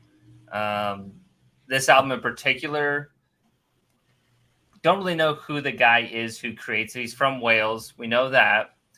But the album itself, I think it like talks about like sexual abuse and like pedophilia and stuff. Like, it's really unsettling, disturbing stuff. And is that an Inquisition album and under another name? Anyway, sorry. But yeah, like there's a lot of different tempo. Ladies do have more variety than you typically would expect with raw black metal. But yeah, don't go into this trying to, get in a happy mood. Go to Twilight Force for that. This is the exact opposite of Twilight Force. Right. Some real dark shit. It's good. All right, Chris. Okay. So for this next one, I believe this band is from Australia, and I love bands out of Australia. Simon probably knows him. Here he is. Right? He probably had lunch. He's probably in the band or has done roadies for him or something. He knows everybody in Australia. Helped him trap a crocodile in his backyard. Yeah. Drank a Foster's with them. Oh, he's pissed now. You pissed him off. That's too far, Chris. Too far. That's too far. I'm pretty sure these guys are from Australia. Here he goes. Let's go. Let's go, you cunt. Anyway. They also love cocaine. It's pretty apparent that they love Roxo in this band. Right. And they wear it on their sleeve, and that's his band Concrete Winds, which just that name itself implies cocaine. It's kind of a cool picture. Kind of cool cover. Yeah, the album art is really awesome with that Nerve Butcher. Everything about this album is just clearly it's coke fueled grind, thrash, blast beats. It's really good, chaotic screaming vocals. I really like. He says Finland. Oh, they're Finns. Okay. You were close. Like Morocco and Monaco. I mean, Our geography is falling apart. Okay. We're all still trying to crack the Luxembourg code. yeah. What the? Right? But yeah, Concrete Winds. This album is solid. I really like this one a lot. The album artwork, everything about it too is like the album artwork is like lines of cocaine, pretty much. Yeah, really, really good stuff. Nerve Butcher. I like how with the packaging, the CD pressing, it's like the colors are inverted from the record to the CD press of the album art. So that's really interesting. But yeah, yeah, I forget what label that is, but yeah, this is good stuff. I like it. If you want some coke fueled chaos, pick up Concrete Winds. Right on, Alan. All right, let's see. For my last one, well, it had to circle back around to them sooner or later, and maybe sooner than some of us thought. Little Blue Oyster Cult for you, Marty. Oh. Yeah, revisited Secret Treaties a few times this week. This was the only one of their first 6 or 7 albums I didn't have a hard copy of. That's one of my favorites. It's a good record. Yeah, it's a very good record. I just had never stumbled across it cheap. You know, all the other ones I had found locally, you know, here and there for like $5 a piece when I picked them all up, but this one had just not turned up. So I was patient. I waited, and poking around on Discogs a week or two ago, somebody had a few cool things for, like, you know, I think I got this actually from the same person I got the Circus of Power from, now that I think about it.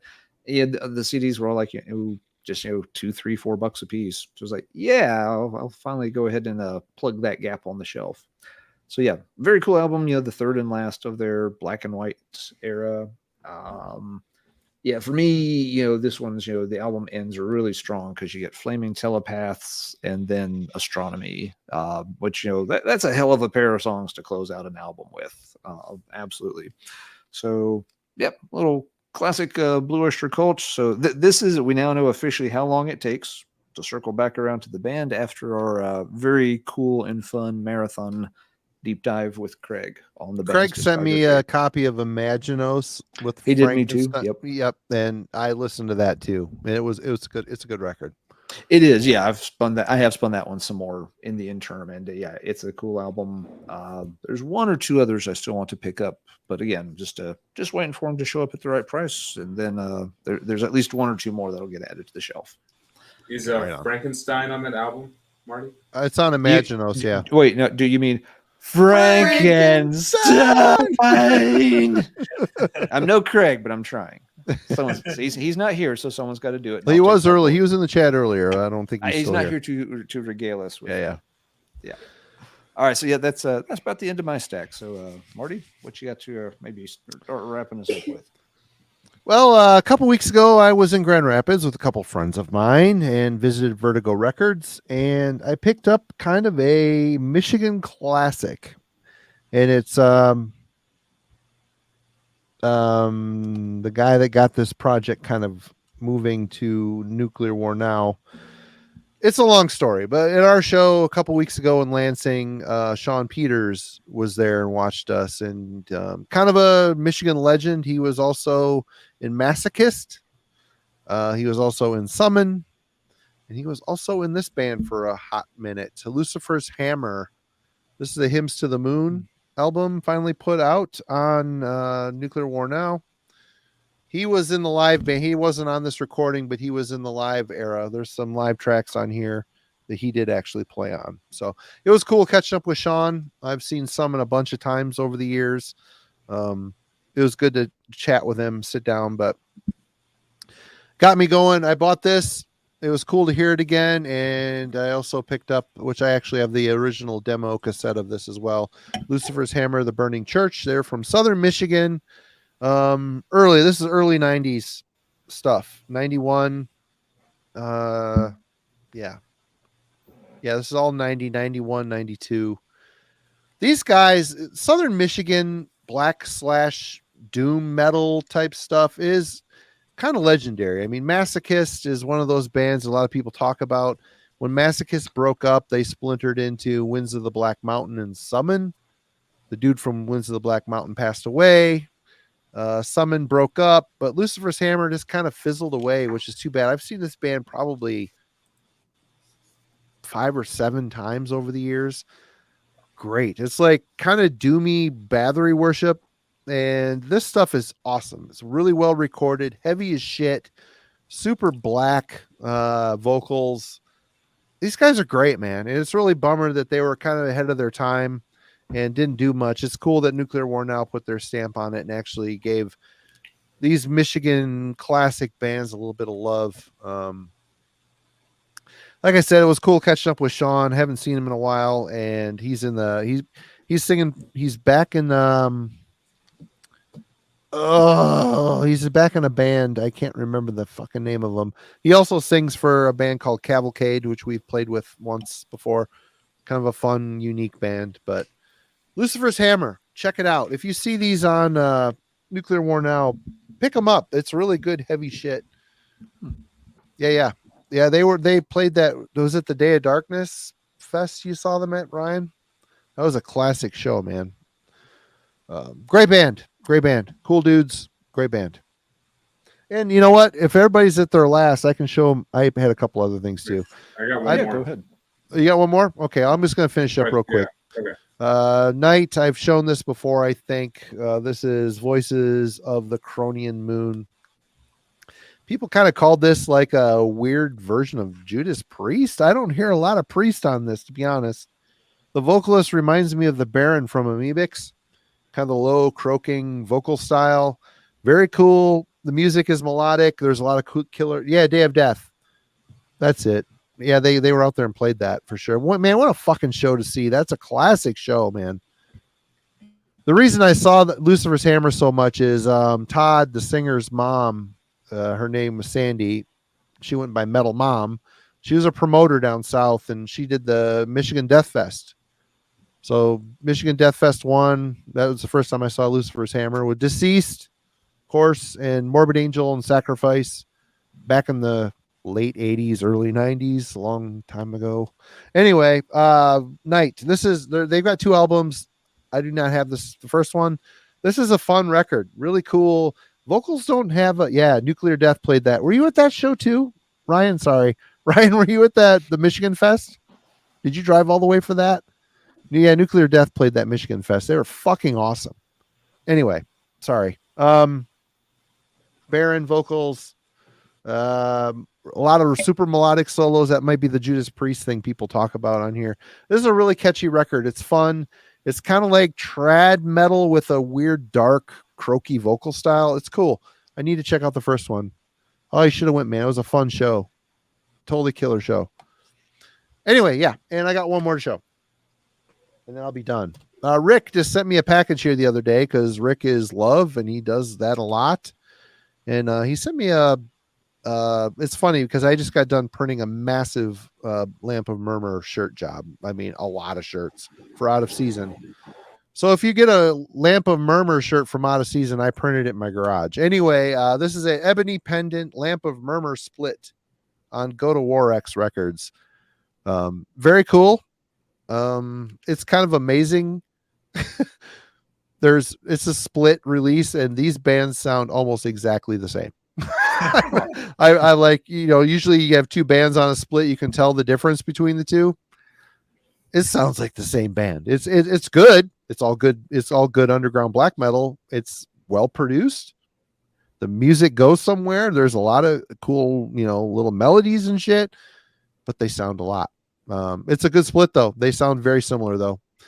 So yeah, thanks Rick. There's a bunch of other stuff he sent too, which I hope to get around to talking to here eventually, but fun split. Logan, I'm going to go pee while you're talking. I'll be right back. All right. So I had to save this album for last because it's been an album that's been talked about on this channel a lot in a band that I never see available for like a good price that I'm willing to pay. And I mean, this is, according to most people, it's the album you want to buy. And of course, today, Reno, Nevada, I find it Death or Nice. Glory Nice. by Running Wild. So this is my first pickup from them on physical media. I've been looking for Under the Jolly Roger for a while because it's been the album that I've really enjoyed the most by them. But I don't know, maybe this will overtake that one. But was happy to find this today. This was not $1. I had to pay $10 for this one, but it's easily worth it, I'm sure. I mean, it's as I said, just started listening to it today. It's already great. Renegade, Evolution, Highland Glory, the instrumental track. Just great album. Riff, yeah. It's a riff fest. Great. Oh yeah. Probably all the way through. I'm excited to continue to revisit this one. Probably still too early for me to say too much more, but Under the Jolly Roger is still on my must acquire list. If I can find it for under $20, I'll pick it up. Yeah, their stuff is still annoying to find. It is in the U.S. So yeah, $10 for that is that's And more than fair. Absolutely. They That's a had great pickup. Blazing Stone for 10 too. Maybe I should have picked that one up as well. But If you get the chance to go back, I'd say pick it up. Blazing Stone is also very Damn. good. I always overlook that album a little bit, but Yeah. it's very solid. So yeah, I mean, you got the better of the two albums if you only get one. What'd you show? So you done right. Marty, you ready? Yeah. Oh fuck yeah! I love that I- record. Pick this up today. It's so good. Have you listened to it yet? Yes, once. It was So good. phenomenal. Yeah. Yep. So Yeah, if you get back to that place, Logan, and they still have it, the $10 for Blazing Stone, you won't go wrong on it. No, that's a See. great. That's a great album too. They had a really great run.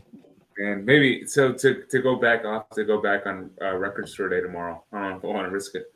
Did you get that in a fucking dollar bin? No, yeah, it was 10 for me. Okay.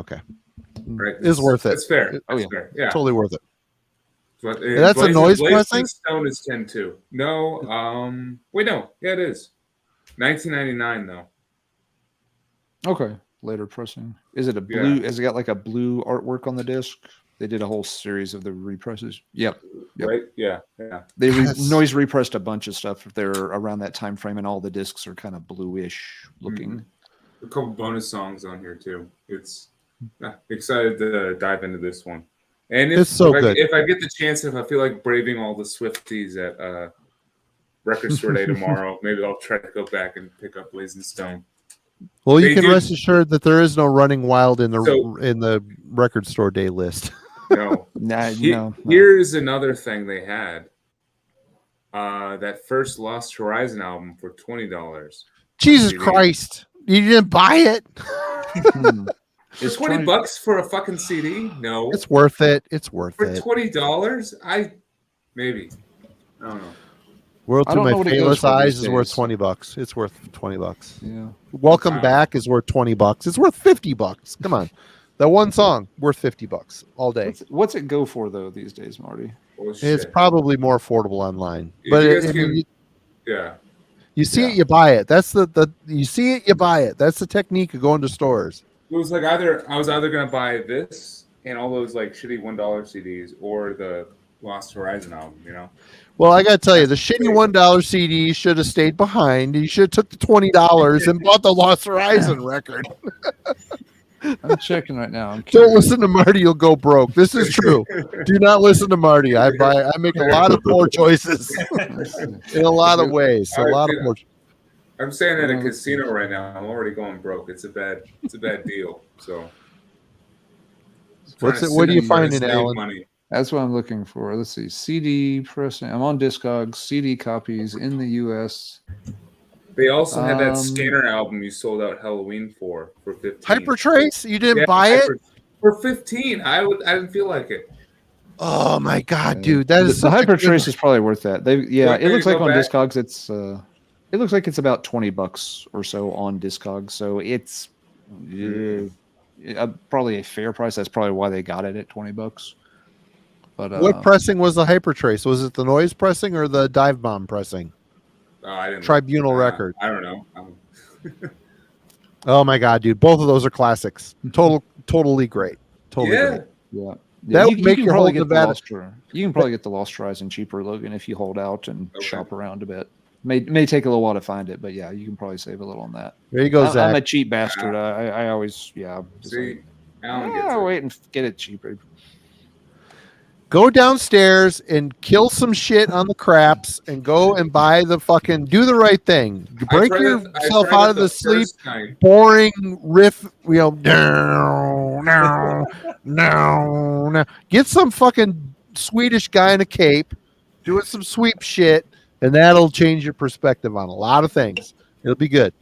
See, I tried it the first night. I lost the $20 that I would have spent on that Lost Horizon album at the fucking gambling machine. So Exactly, Ryan. He did ruin the vacation. He fucked up. He didn't buy Scanner or Lost Horizon.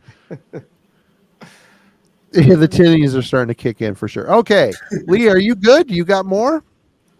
No, I'm good. Chris, you got more. Yeah, I have a couple more. I'll just go through quickly. Bang through them. Go ahead. All right, cool. So this next one, this is a newer release. So I'm not completely stuck in the 90s. This is Innermost by Hate Forest. It's a good record. It really is. I really like it a lot. I like the vocals. That it's not just doesn't sound like typical black metal goblin. It's fast but memorable. Yeah, it is. I really like this one a lot. I think it's their first album in quite a while.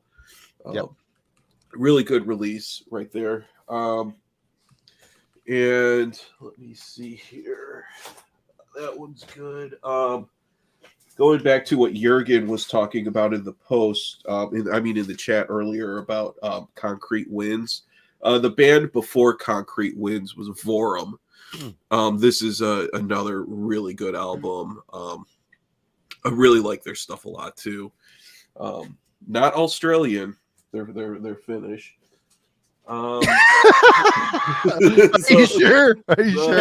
Yeah, I'm horrible about because there are bands that I've listened to for years where I've never read the liner notes.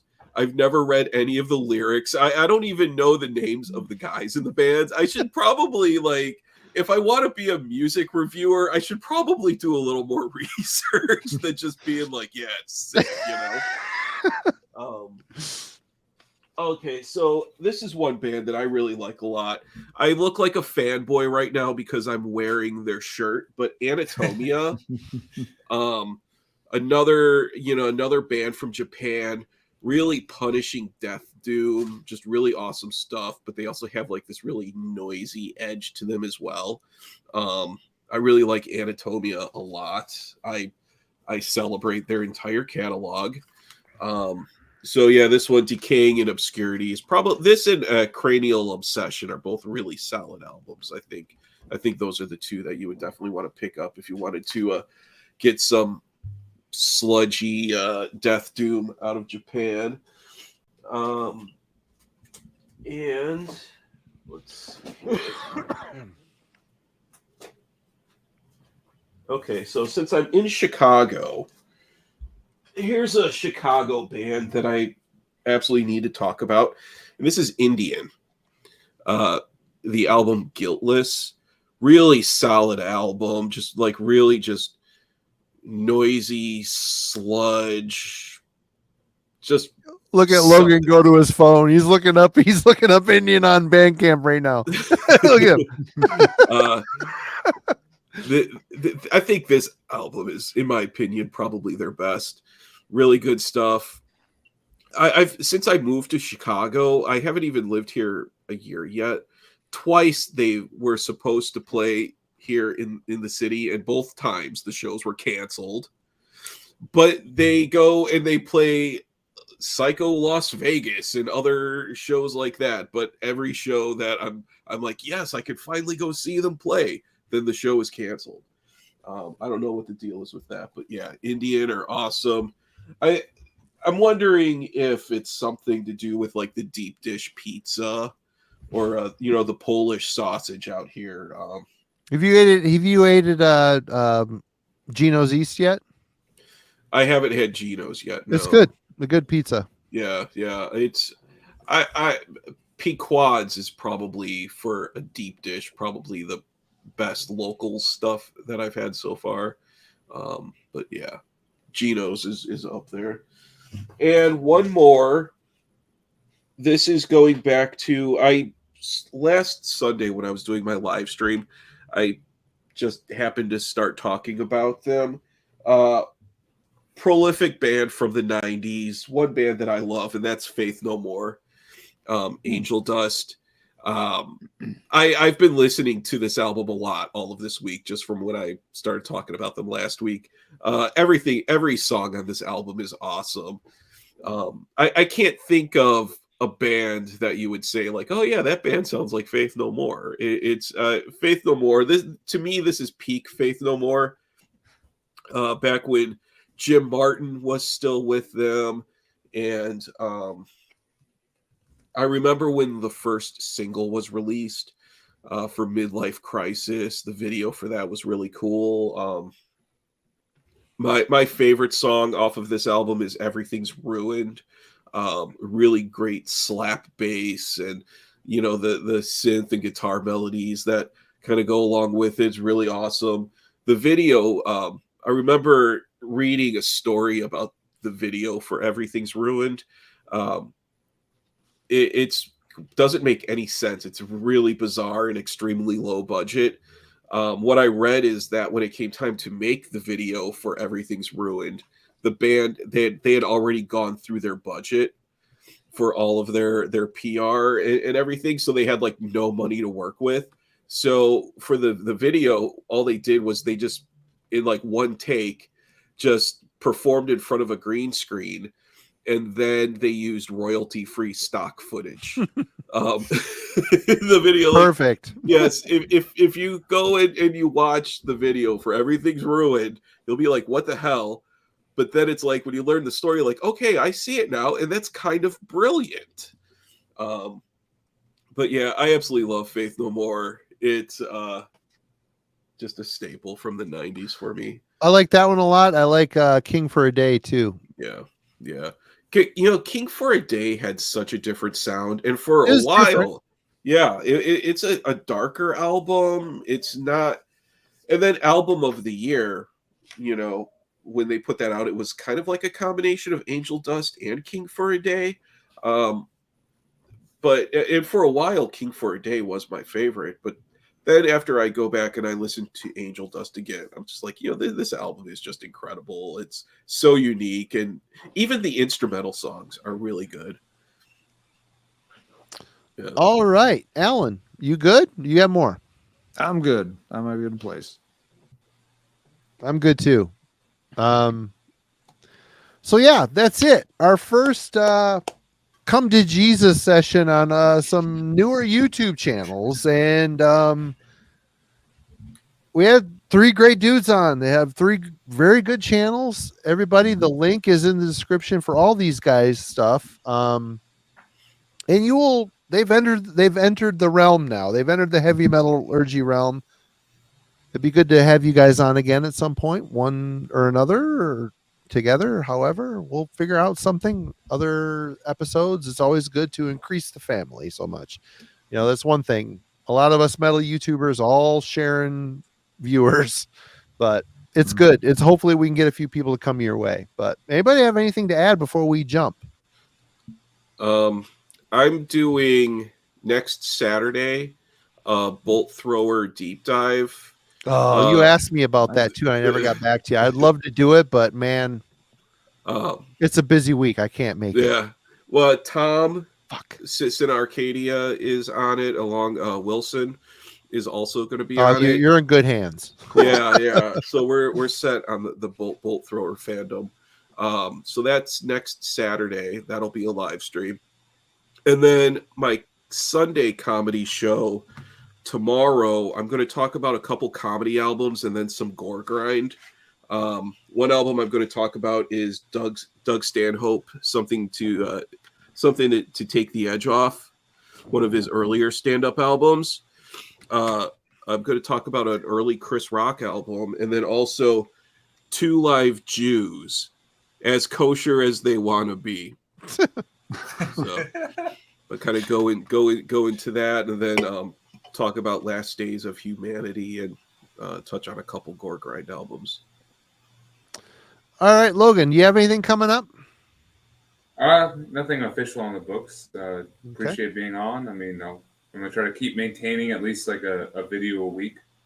So as soon as I get back home from this vacation hell, I'll start thinking about the next step. But thank you guys for having me on. It's been great. Fuck yeah, Fun man. night. Awesome. Mm-hmm. Lee, how about you? What you got coming up? Yeah. So I filmed an interview with Adam Burke. So Nightjar Illustration, you've seen his artwork everywhere. He's a fantastic painter. So I'll be releasing that probably in the next week or so. And then I have an interview on the calendar now with Mark Riddick. Mark rules, by the way. He's such a, I mean, if you saw our episode, oh yeah, it was like a art masterclass. It was killer. Fun. It's my favorite episode to date, obviously. But like, I'm very excited for that. The goal with it is going to be actually talking about his beginnings and showing some of his artwork from the 90s and kind of how he's progressed. Nice. And then he also wants to, we'll see how it pans out because I haven't filmed it yet, but he also wants to interview me a little bit. So that'll be kind of interesting. Which everybody in the chat who doesn't know, Lee is a very accomplished artist. You go to his Instagram page.